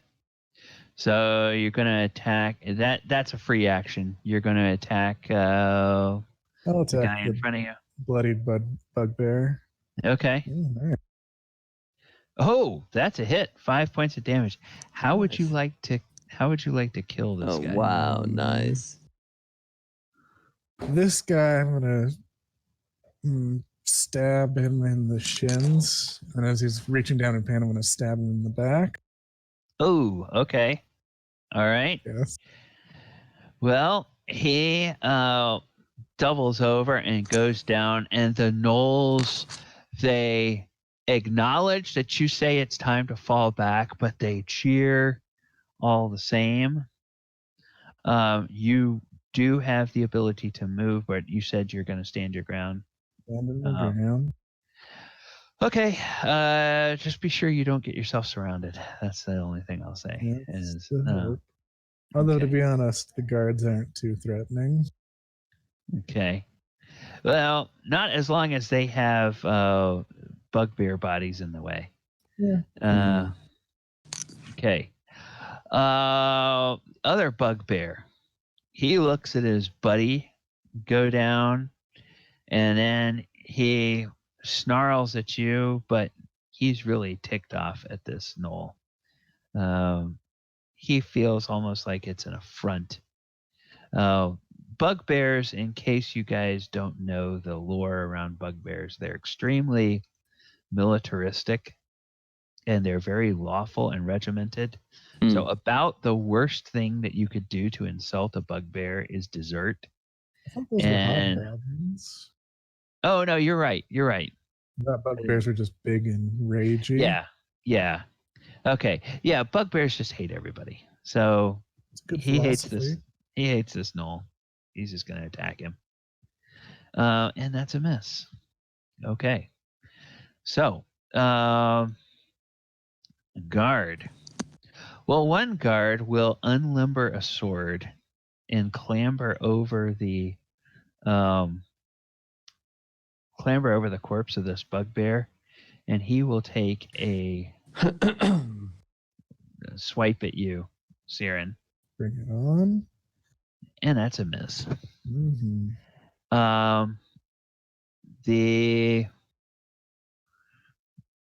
I'm going to say now that one of the others gets a shot at you without the penalty. All right. And he also misses. And then that leaves 1, 2, 3, 4, 5, 6, 7, 8. So 4 of them will shoot at you with -4, and then 4 of them will shoot at the Gnoll with -4. Oh no, 2 of them get to attack the Gnoll for free. So that's a miss. That's a miss. And then instead of 7, that leaves 5. 3 of them will shoot at you. 2 of them will shoot at the Gnoll. At you, that's a miss. That's a miss. That's a miss. At the Gnoll, that's a miss. That's a hit. So they do 1 point of damage to this Gnoll. All right. Merely a flesh wound. Aethert sees you, or Aethert sees that it looks like you're getting ready, so he's gonna go ahead, draw his weapon. 1, 2, 3, 4, 5. Just push through this door. The sergeant. There's only one sergeant. He still has a -4, so that's actually, for him, that's actually a -3. He's going to shoot at that Gnoll. 18 is his Thaco. So 14 will hit. Yeah, AC 4. So he will heal 6 plus 1 does 3 points of damage. All right. Gnoll friends. All right. One of them keeps attacking. No, you're being attacked, so he's gonna come and attack this guard. What's that bandit's armor class? Or that brigand's armor class? Armor class is, okay. Oh, they're pretty easy to hit. They have an armor class of 7. That's nice. Yeah, so with the leather armor, D20 plus 1. That's still not gonna miss. That's still not gonna hit. The rest of them will shoot with their penalty. 1, 2. Oh, that's a hit. 3, 4. That's another hit. -2, -3. Oh, yeah. That guy goes down. So that guard is dead. And then there's 1, 2, 3, 4, 5, 6, and then one more. That's a miss. Okay. Gallus will likewise head off. Omu.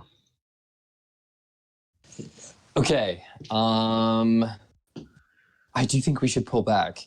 I will. I'm gonna. I guess. Oh yeah, actually, I'm sorry, I forgot. On the Bugbears or on the Gnolls' turn,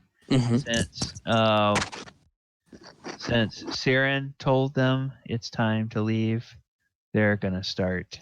After they shoot, they'll start moving off over here. So they'll all gradually begin to clear the way and fall back. This one guy is just gonna fall back 1 square, kind of stay there kind of protectively, but he wants to follow your orders, but he doesn't want to leave you completely unguarded. Was Saren gonna try and hang in here? And yes, yeah. So when he hesitates, are you just going to turn to him and say go? Yeah, I'm gonna say GTFO. I'm holding the line for you guys. I'll back up when you guys back up. In that case, he'll go, oh, okay.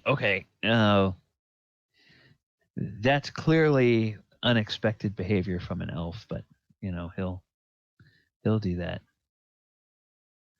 And I wish they moved further, but beggars can't be choosers. Yeah, I think it's a matter of them being so many of them that they're kind of choking off the hallway. Yeah. They can only move so far because they did take attack actions as they fell back, so they can't do a full round movement. I see. So Omo, you now have now some space in front of the Gnolls. I don't know if you have any other ranged weapons or if the hand axes were all you had. Nope, that hand axe was it. Okay. I could throw a dagger, but I considering we're retreating, I actually don't want to lose it. Okay. So I will hold where I am because I don't want to completely lose sight of Siren. And sort of indicate for the Gnolls to sort of flow around you. Yeah. Okay, all right. That's fine. Siren, the retreat is in order. All right. Before I retreat, I'm going to take a stab at this bugbear here. Okay. One more stab. And that doesn't hit. Yeah, it's going to miss. All right, and then I back up to here and maintain the defensive position, and I keep urging the Gnolls to retreat. Okay. Would this cost an action? Can I toss Omu my light crossbow and some bolts? I will. Yeah, because you've got a weapon in your hand, you've got a shield in the other hand. It would be you'd sort of have to set those down, pull off your crossbow. If you could get over next to him, he could probably pull them off of you, but that would, yeah. So, hey, Omu, I've got a spare crossbow if you need one. I was about to suggest that we pass it along the Gnolls, but that's still and it's still too goofy. It's also like this is supposed to be happening over the course of 10 seconds. So yeah.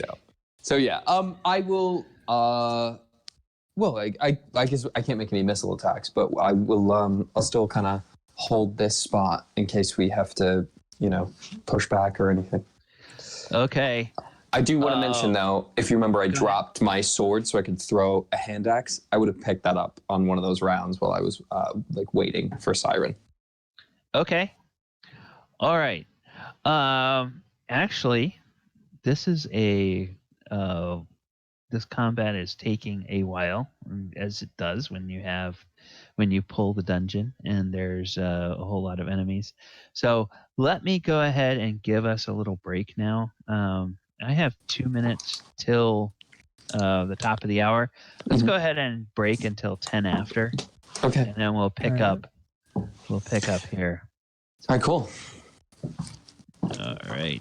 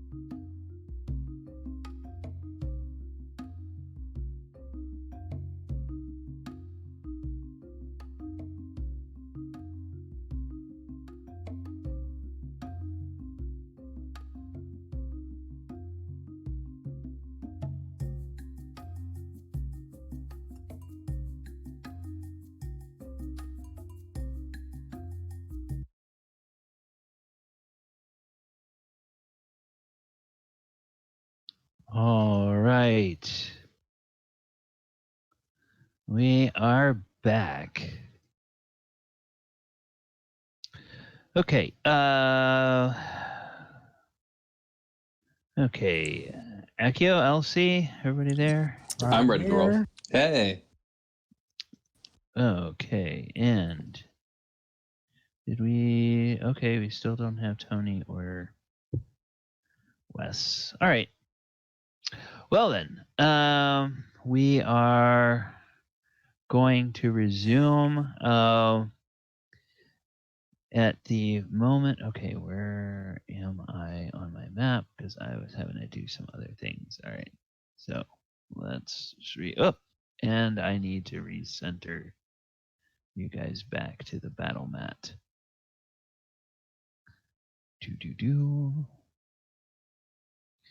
And I will put us right here where all the action is. Alrighty. So yes, the next thing that happens, it's the Bugbear's turn. The lone remaining Bugbear. Well, he now he feels like he's got some honor that he needs to satisfy. So he's going to run up to Siren, and he's going to try to hit Siren with an attack. And that will be... Oh! That's a hit. Hey, that's a hit. And he does his 2d4 plus 1 damage. Oh, 7 points of damage. With this longsword that he just hacks into you with. Yeah. So, and if I recall correctly, that's gonna bloody Siren, right? Sure. I think it put me on death's door. Okay. That's a term. Yeah. Okay. So he roars, all the defiance, all of the hatred that he has for all things that are not Bugbear and are not wearing the symbol of Bargle. And the guards. Okay, they will come boiling around here. One will move up. Actually, one will squeeze in there. Two will move up here. These two will get to attack you without disadvantage. 1, 2, 3, 4, 5, 6. Basically, 6 of them will take the -4. So 1d20. That's going to be a miss. Ooh, 19. Hey, that hits armor class 0. What's your armor class? That would be 0. Okay. Oh, that's 5 points of damage. I am dead. Okay. No. Fun And rolling with the character. Siren Oh, no. falls. And he falls right into the arms of one of his Gnolls, who catches him and hooks him onto the arms and looks like he's ready to pull him out of the fray. The other guards, well, they're not going to keep shooting at you, but they all have to shoot at the Gnolls. So they are going to suffer the -4 penalty. And okay, this guy here grabbed you, so he's going to be the one that they shoot at. This 2, 3. Oh, that's a hit. 4. Oh, that's another hit. 5, that's a miss. 13, that hits an armor class 6, so that's going to miss. So 2 hits on the gnoll who is trying to be brave. 3 and 5. Ooh, 8. Okay. Well, suddenly you see the gnoll that is holding Siren fall. So this other gnoll catches him. And he starts to try to pull. All right. Omu, you see all this happen. Aethert looks like he's continuing. Are you going to yell anything to Omu? Or Aethert? Fuck. I think we gotta run. I think, yeah, like I liked these Gnolls, but like, what do we do about Siren? I mean, he's dead. There's not really anything to do. I suppose I'm still in shock. Wow, you're getting haunted by my spirit. Oh no! Oh no! I don't even know if I can successfully recover the body. Yeah. So I got what, 30 feet of movement. So yeah. Yeah. So the sergeant. Well, the sergeants, there's 2 of them, and they are going to have. Actually, the third one will come up so he can see what's going on.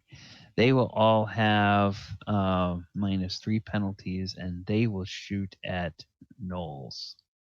So they're going to shoot it now, the one that's holding Siren. So that's 1 shot. That's a miss. 2 shots. Ooh, 11. 18 and 11. No, that's a miss. And a 9. That's a miss. Okay, so they all miss. The Gnolls, they all yell in what seems like now terror, but this one valiantly is dragging Siren. And so they all just boil full round movement. They boil out this way. I'm guessing it would be too much to ask them to notice the potion on my person. Well, this guy, he is more concerned at the moment about getting you out, so he's just going to drag you with him All right. over here. And then actually, since they're doing a full round movement, they will get to go another. Each of these guys will go another 1, 2, 3, or no, 1, 2, 3, 4, 5. They can get kind of almost over to the stairway over here. So they're clearly beaten cheeks to get out of the. Yeah. And then this guy, 1, 2, 3, 4, 5. He'll get here. Okay. So, Gowes is like, okay, I'm out. 1, 2, 3, 4, 5, 6, 7, 8. He's over there. Omu. I will. I'm gonna. I mean, we're basically now in like a chase scene. I'm gonna do full round movement. I'm just trying to run. Okay. I don't know how far that gets me. Is it double? It's actually, I keep forgetting. In first edition, it's actually triple your movement. Oh, good. Good. So I moved all the Gnolls just double, but okay. They could actually. I'll say at the end of, or on the next round, everybody can basically get to the next level of the thing, but you still all hear the sounds of pursuit. Now, on your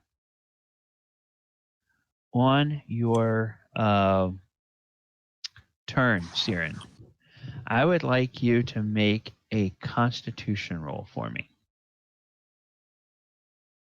Of course. Yeah. Okay, so that is one failure. So I am going to say, oh crap, I did something bad here, I can tell. I did something quite bad here. I don't know how I did it, but I screwed something up. Let me move Siren. It's because I put it on the wrong layer. That's why. This belongs not on the token layer, but it belongs on the map layer. So that when you move a token, it doesn't accidentally move the marker for the secret door. And drag that along with the character. All right, so you're about there. So I am going to put a June, and I'm going to say, how do I do that? Do I hold that down? Yes, I do. Whoops. Okay. Oh, there we go. All right.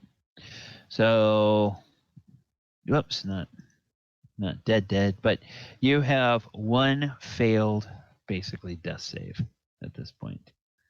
All right. So 2 more failed death saves, and you are dead. But on this round, I'm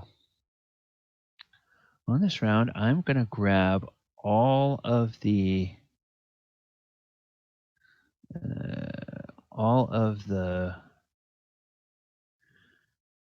ally tokens. So yeah, that includes Frodo, who's over here. Grab all of you guys, and I am going to move you all. Some people will unfortunately see doppelgangers themselves, but we'll deal with that.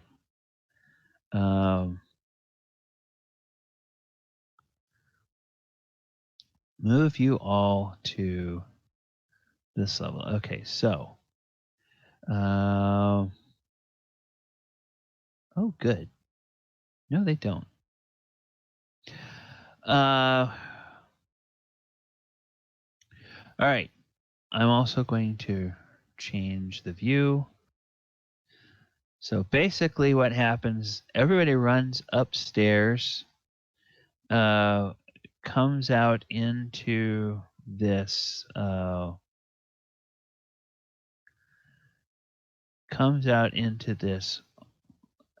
area. And I actually put you slightly on the wrong space, but I'll move you after you can see where you are. And you guys all reappear over here, along with a bunch of gnolls. And you can see there's one gnoll that is valiantly carrying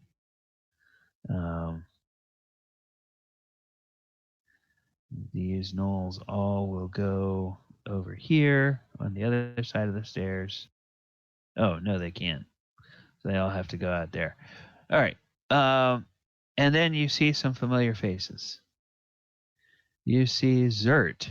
Actually, we don't, since I'm unconscious and Omu never met them. Oh, okay. That's true. So we see someone that we don't know.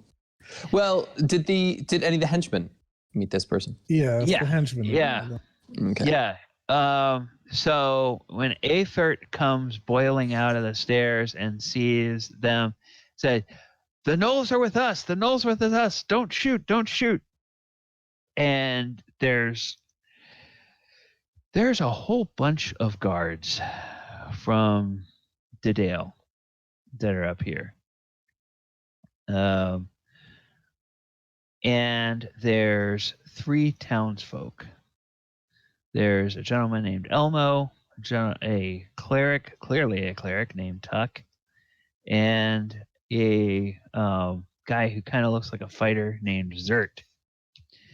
And Aethert will give an extremely succinct report. There's bugbears and guards loyal to Bargle boiling up from the basement below. Get ready.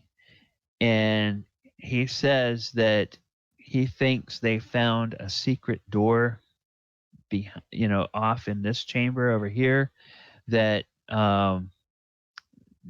they think is blocked, but they should be ready just in case anybody comes up that way. And Frodo, we'll say Frodo's kind of, you dragged him up, he was kind of sick, and we'll eventually get around to adding Sylvia and Sylvia to the board as well when Wesley's able to join us. So now it definitely looks like you guys have numbers on your side. But just as soon as that report is issued, there indeed is the sound of people coming up from below, or you can hear the yells of soldiers from these stairs over here below, the ones that you guys ran up. And I'm going to let Omu, you have a round. What would you like to do to prepare for the onslaught of more enemies? And they're gonna come up from really that staircase that Frodo is next to. Is that right? Yep, basically. I would like to. Well, we got a pretty good setup up here. I kind of want to set myself up reasonably close to the front line. Should I make another death saving throw? Yeah, go ahead and make yourself another death save. It's the exact same. No, wait, it's one better. That's a success. That's a success. So now let me go here. And I am going to do this, and I'm going to say you have 1. Okay, so you're 1 and 1. You get 3 greens, you're good. You get 3 reds, you're dead.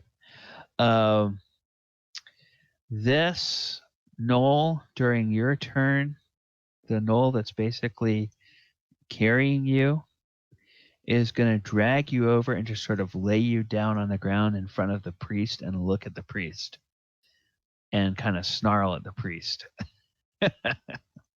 And all these town guards, they're like very apprehensive with these gnolls, but they see this gnoll dragging you over like you're like one of them or something, and they're very confused. But Tuck will go ahead and he will spend his action, and he will cast Cure Wounds on you. And so he will give you D6 plus 1.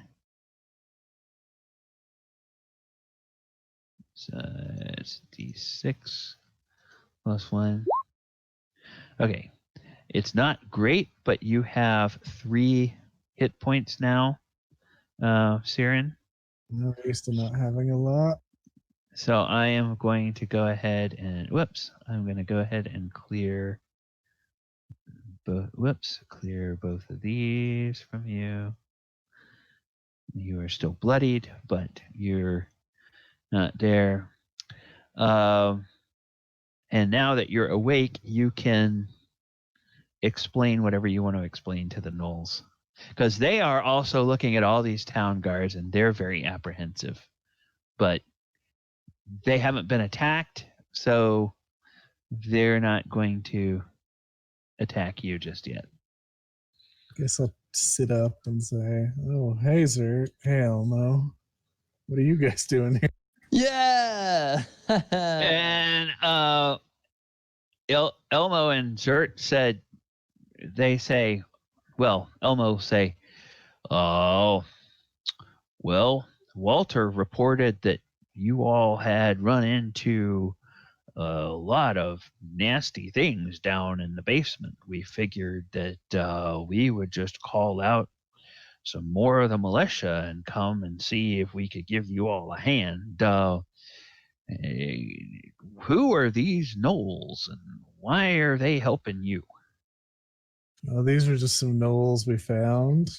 As an elf, I speak gnoll, so I was able to convince them not to attack us, and we were planning on just letting them go their merry way. Do you think we need their help for...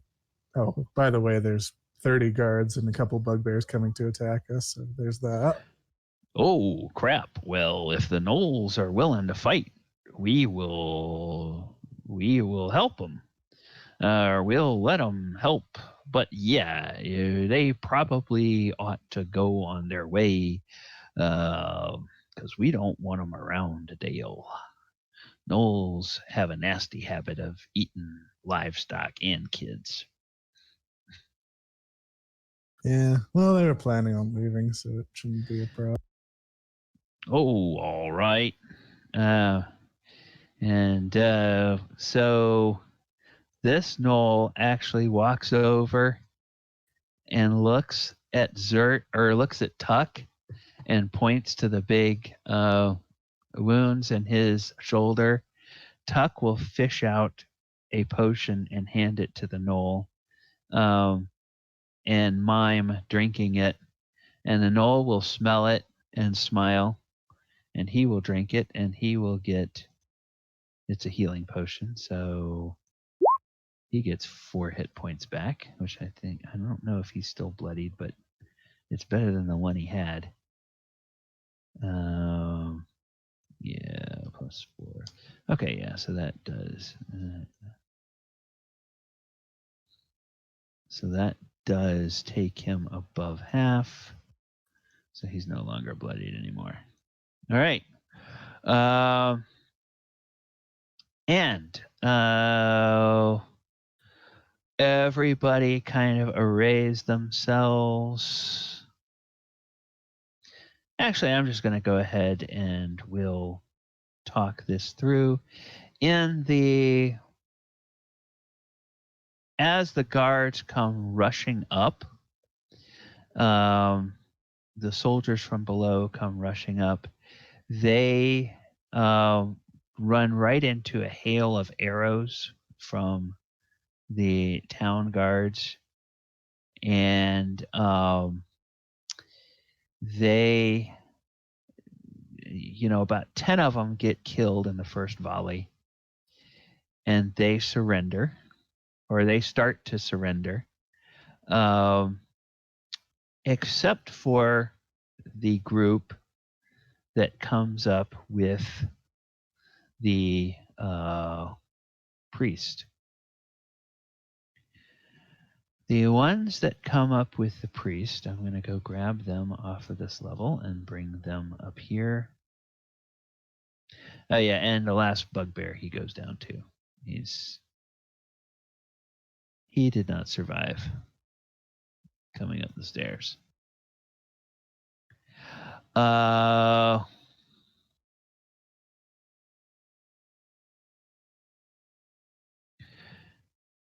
are these guys? Okay. They all take up positions guarding this.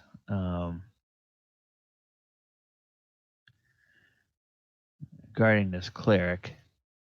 And the cleric, when he gets up there, let's see if he does anything before he gets there. I gotta remember what he has.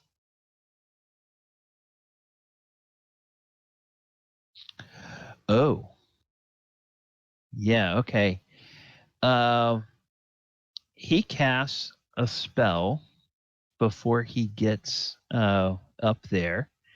And his spell basically now that's an aura. Oh dear.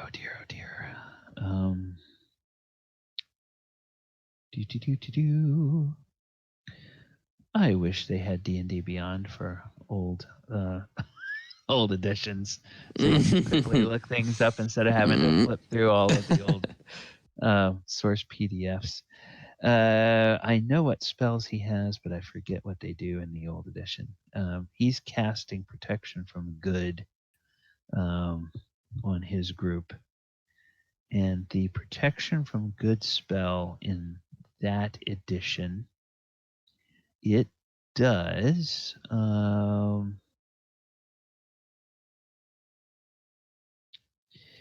It does. Excellent. Page 35 in the book. So page 35.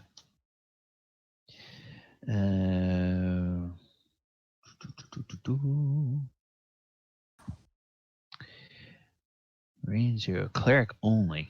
Okay. So it's not anything. So it only gives him protection. That's what he does before he gets up there. So he gets protection, but then he's going to also cast an area spell as soon as he gets up there. And that area spell is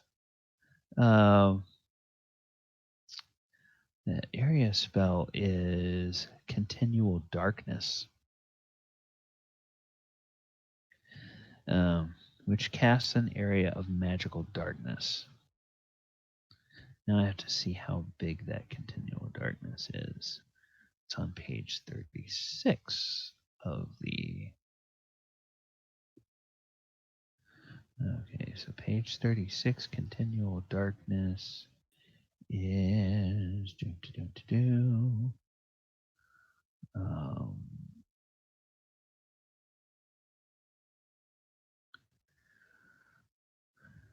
Oh, wow. Wow. That's not good. Okay.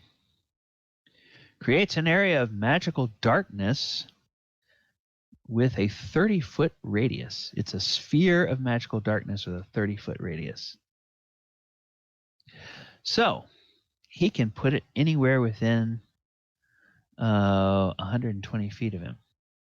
So let's say he's going to put it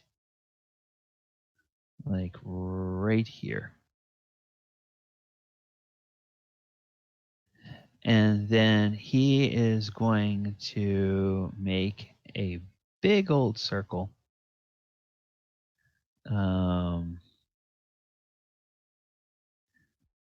Big old circle.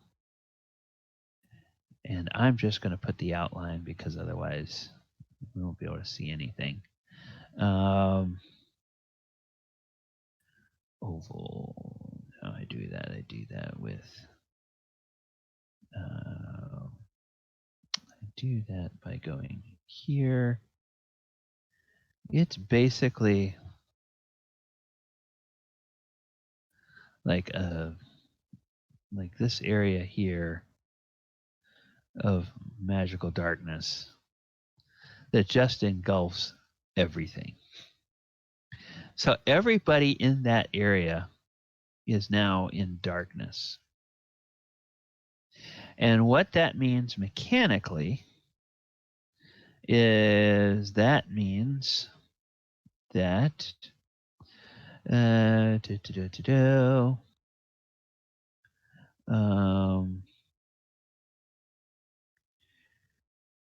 torches, lanterns, and even a light spell will not affect it, and infravision cannot penetrate it.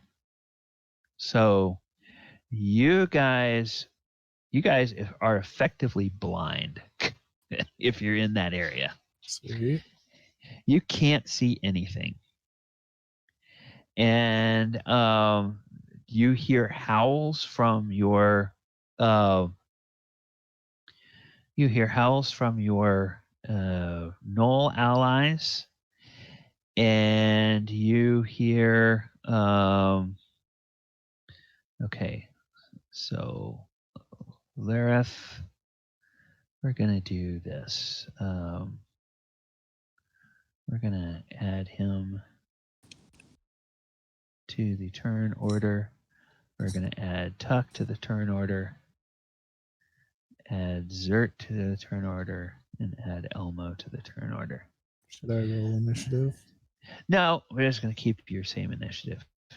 Okay. And they all get just, so that's 1, 2, 3, 4. I need 4 new initiatives. 1, 2, 3, 4.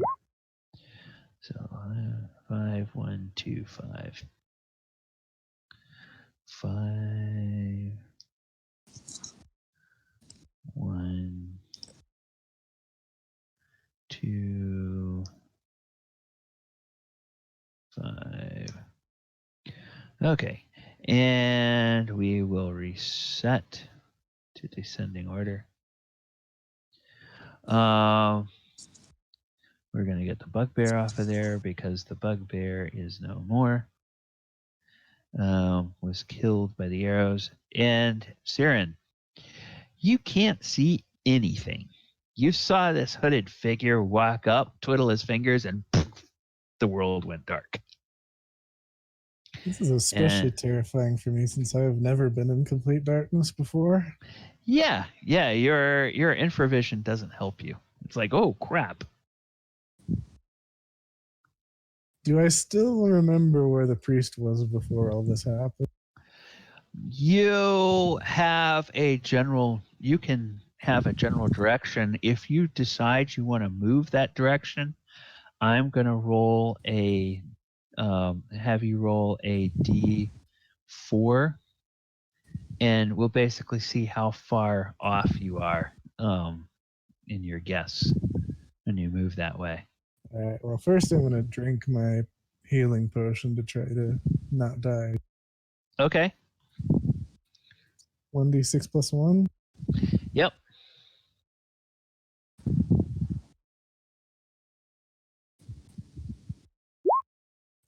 Perfect. Okay, so 2. That gets, you're not bloodied anymore, right? Yeah.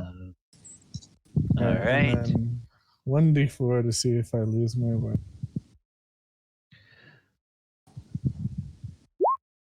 Maybe. I don't know what it is. Okay, so tell me or show me where you were trying to go. Use the little pointer to show me where you were trying to I'm go. definitely trying to go this way.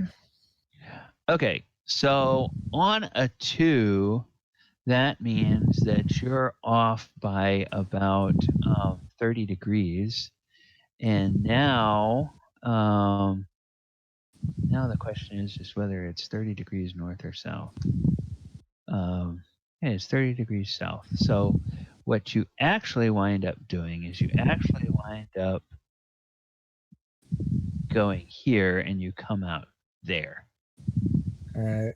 Which of these guards is evil, or are they all good? I can't remember. Town guard is from Dedale. I don't see a name. They're all exactly the same. Oh shoot, my bad. Okay, so town guard and Gowis, which I'll put a name on there for you. Oh, you should be able to see his name. Okay. Town Guard and Gowis are your allies. All the other ones are enemies. Okay. I guess first thing I'm going to do is bang my shield with my spear and say, enemies this way, people. Come this way to kill people. Okay. And then I'll stab the guy in front of me. Okay. Oh, nice. Yeah. For 3 points of damage. And that's going to bloody him. So he certainly didn't expect that. It's like, ah, shit. Okay. Elmo. He I do want to say, I don't know if this is the same for you, Omu, but I can't see anyone's initiative except for Elmo, Zertuk, and the Pri. okay.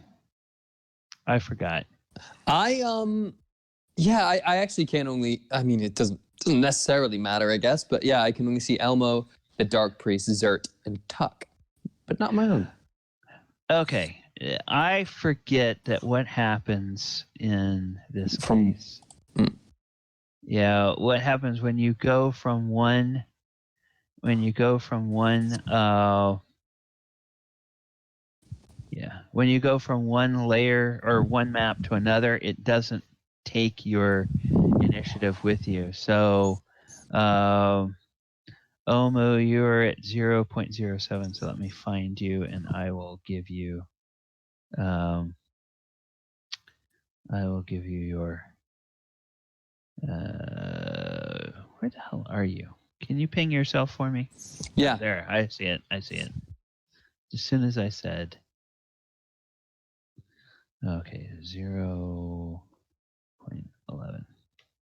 Okay. All right. Oh, and sorry, I did that wrong. I need to do 7.14. And I need to get rid of that Omu, and I need to get rid of that Siren. Okay.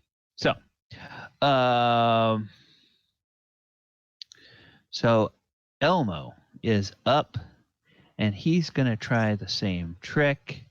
Let's get a D4 action going for him. 3. Okay, so he winds up going 30 degrees to the north and running into Aethert over here by this arrow slot. God damn it. And Aethert says, oh, that's me. And says, oh, shit. And Lareth, the Siren, you can see that Lareth gives a series of hand signals. So he doesn't speak. He gives a series of hand signals to his guards, and they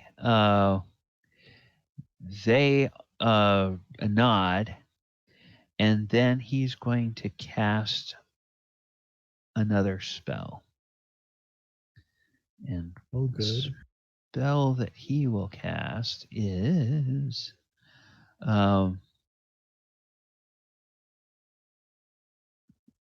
he will just point at you, and he will say, die. And I need you to make a saving throw What kind? Yeah, I think it's a saving throw against spells. Let me just double check what your Magic wands or staff? rod staff spell. Oh, good. So. Nope. Okay. All right. He tells you to die. You feel as though you have been struck a mortal blow, but mechanically what happens is you fall asleep and you fall down. Oh no, the classic. He gave the classic command spell. Okay, so I didn't actually die. No, you didn't actually die. You can't command somebody to die, but that's a quick way of just getting them to fall down. Well, unless you have power word kill, that is. Right. Fortunately, he doesn't, maybe he's holding that one in reserve. The other thing is that magical darkness didn't do any damage, so he probably doesn't have any super high level spells. And then, unseen by everybody, including the now sleeping, everybody except the town guard and some of the gnolls, he just starts to run away. Because he's like, oh, shit. There's a lot of people up here. And, but the only word that he says is die. He doesn't say anything else. Aethert is over here. He's close to the edge of the darkness, but he still has to try to figure out. Because it's one of those things like where if you're in it, it's pitch black. You step out of it. Oh, now it's daylight again. He will do a D4. Hey! All right. He knows exactly where he's going. Steps out here. And he's like, where's that priest? And then he looks and he sees this wounded guy. He's like, all right, getting rid of that son of a bitch. And he's going to attack him. And that's a miss. He apparently was disoriented. All right, the guards now. They're actually not going to waste any time trying to attack a downed opponent, but 1, 2, 3, 4 of them will make attacks at Aethert. So they have to hit an AC 6. 1, 2, 3. That's a hit. 4. That's a miss. And they do 7 points of damage to Aethert. Okay, that's going to bloody him. And then they are going to start running. Oh, I guess Gowis is out here, so Gowis could see that.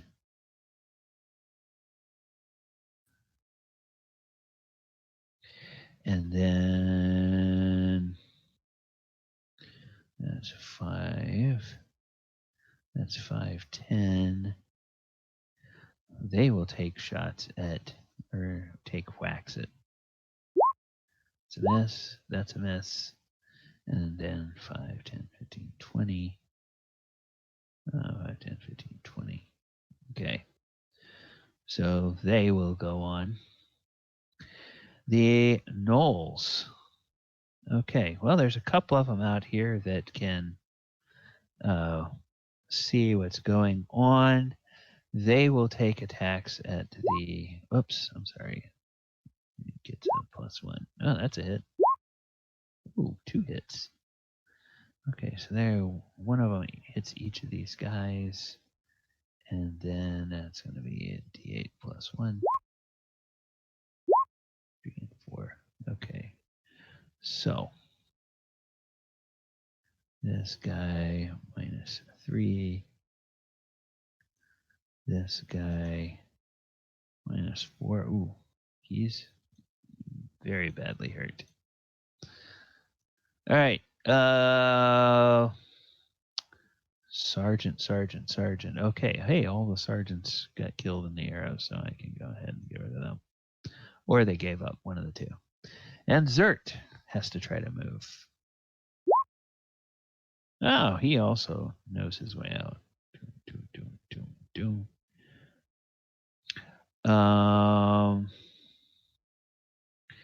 Doesn't really have a shot at Lareth, but he's going to shoot at one of the retreating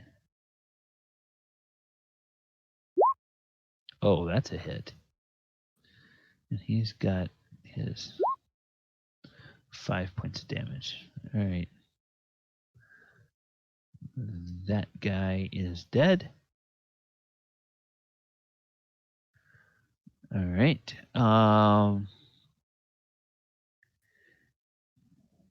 Gowis will run down here. Actually, he'll run over here for a moment. Swing at that game, miss. And then he'll move back. And then Tuck. Tuck will actually mutter a few words. And Tuck will set off a continual light spell. And when he does, boop, the darkness goes away. It just disappears. So, now everybody can see again. And you can sort of see the calculus that's changed in the battlefield. And at that point, Omu, go ahead and take an action. And this will be the last action of the combat. Because we'll just narrate what happens at the end. Sure. And I will, should I just do 1d4? No, you're out of concentration. You're out of the darkness. You don't need to do that anymore.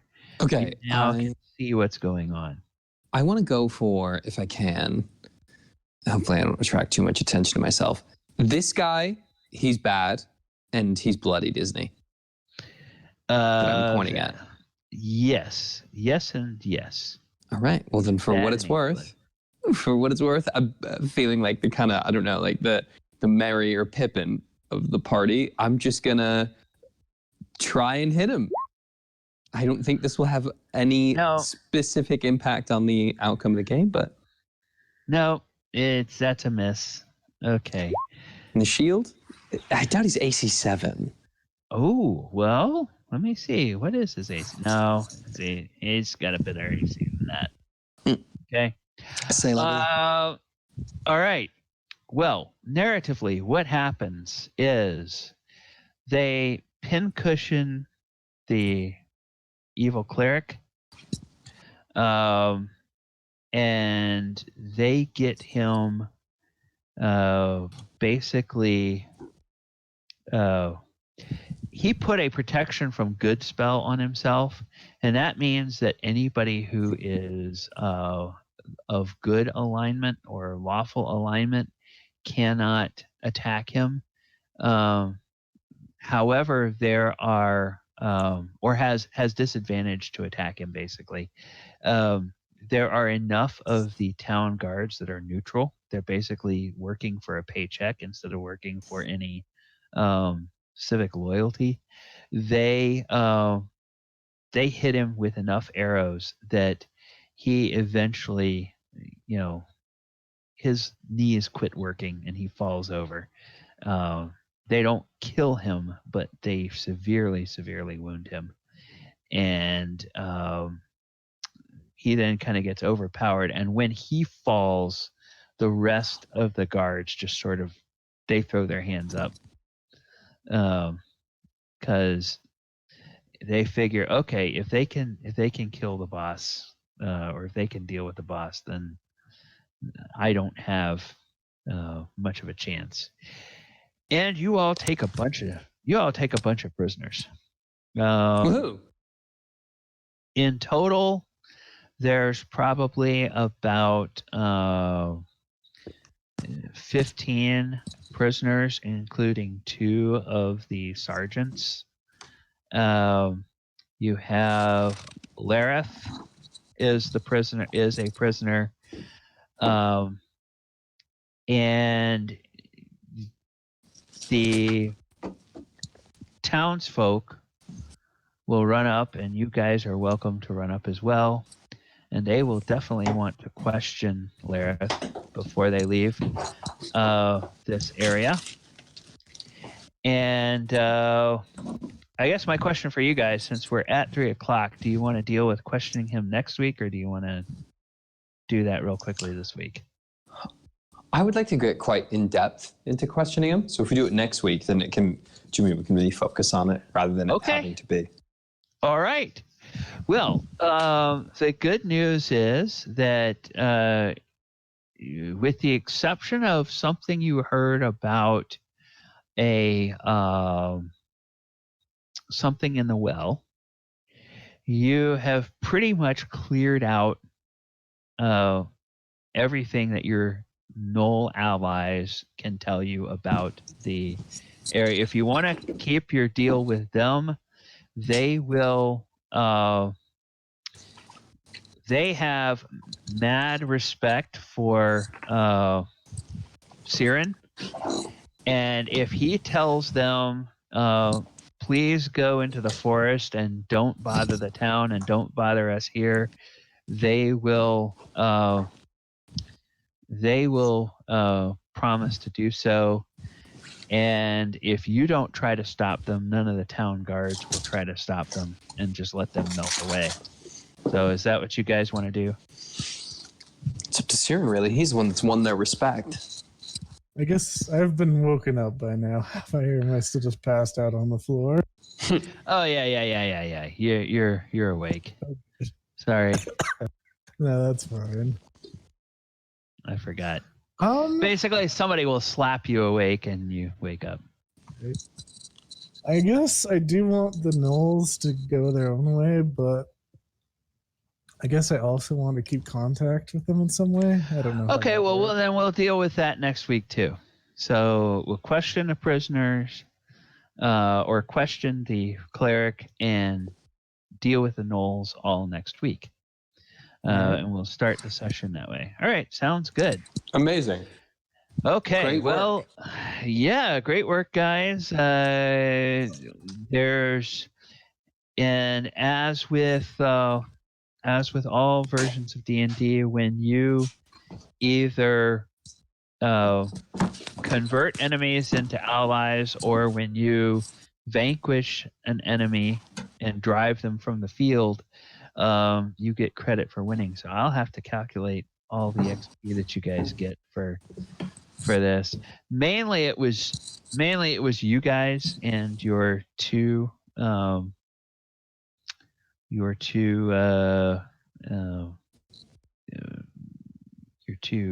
backup henchmen that helped you. So you guys will probably split that. I may give like partial shares to the Gnolls, since some of them did a little bit, but mainly it was you guys. And then you guys will get some XP for converting the Gnolls to your side as well, or keeping them fighting with you. Siren got some XP last time for actually winning them over, but this time I think all of you, since you didn't break faith with them, all of you will share in some special XP awards for getting them to fight on your side. Cool. Really cool. All right. Well, like I said, we'll figure out what's going on with Wesley and Tony. I'm very confident Tony's going to come back. He seems to really enjoy the game. It's just a matter of dealing with the family stuff that he's got to deal with right now. And then hopefully Wesley will be back with us. But if you guys know anybody that's interested in playing, please pass the word along. Sure. And we will potentially keep recruiting more folks for this game. Woohoo! All right. Because I was about to say that when we got to 5, we're finally at a party size in this game, which means you don't really have to have any henchmen hanging around. But as long as you're like under 3 or under 4 characters, you probably want to have at least 2 or 3 henchmen hanging around, because of the way the encounters are built. this edition of the game. It does feel very old school in a sense that we make use of a lot of retainers and stuff. You know what I mean? And like we are kind of getting it. Although I'm enjoying it a lot. Very war gamey. You know what I mean? It's good. Yeah. And it does help you. I mean, when you kind of know that the original rules were built out of rules for miniatures wargaming, you do 100%. Sort of see how that whole that whole legacy goes in, where you don't always see that in newer editions of the game. So that's one of the reasons why I kind of like going back and exploring the rule sets from these old games. There's also something kind of fun about starting off as a level 1 character and not necessarily having any built-in advantages over an NPC with a similar number of hit dice. You know what I mean? Like some of the sergeants in there might have had the same FACO as little Omu, you know? They actually probably have a better... which is interesting. It makes it interesting if you can manage to overcome it. It feels a little more... But you guys definitely did a good strategic move by putting yourself in a place where you kind of choked off the potential of being attacked from 2 flanks. That could have made the day go much differently if you had stayed in an area where they could come at you from 2 sides. Yeah, I'm sure. Yeah, I didn't even think of them coming from that, like the lower kind of like left fork, you know. But it was perfect. All right, good. All right. Alrighty. Well, thank you for a great session again. Yeah. Thank you, Akio and LC. Thank you as always. We will see you, gentlemen. I hope next week. And we will continue with exploring the history of D&D and see what's next with these fine captives that you have managed to secure. All right, take it easy. All right, take care. Good night. Night.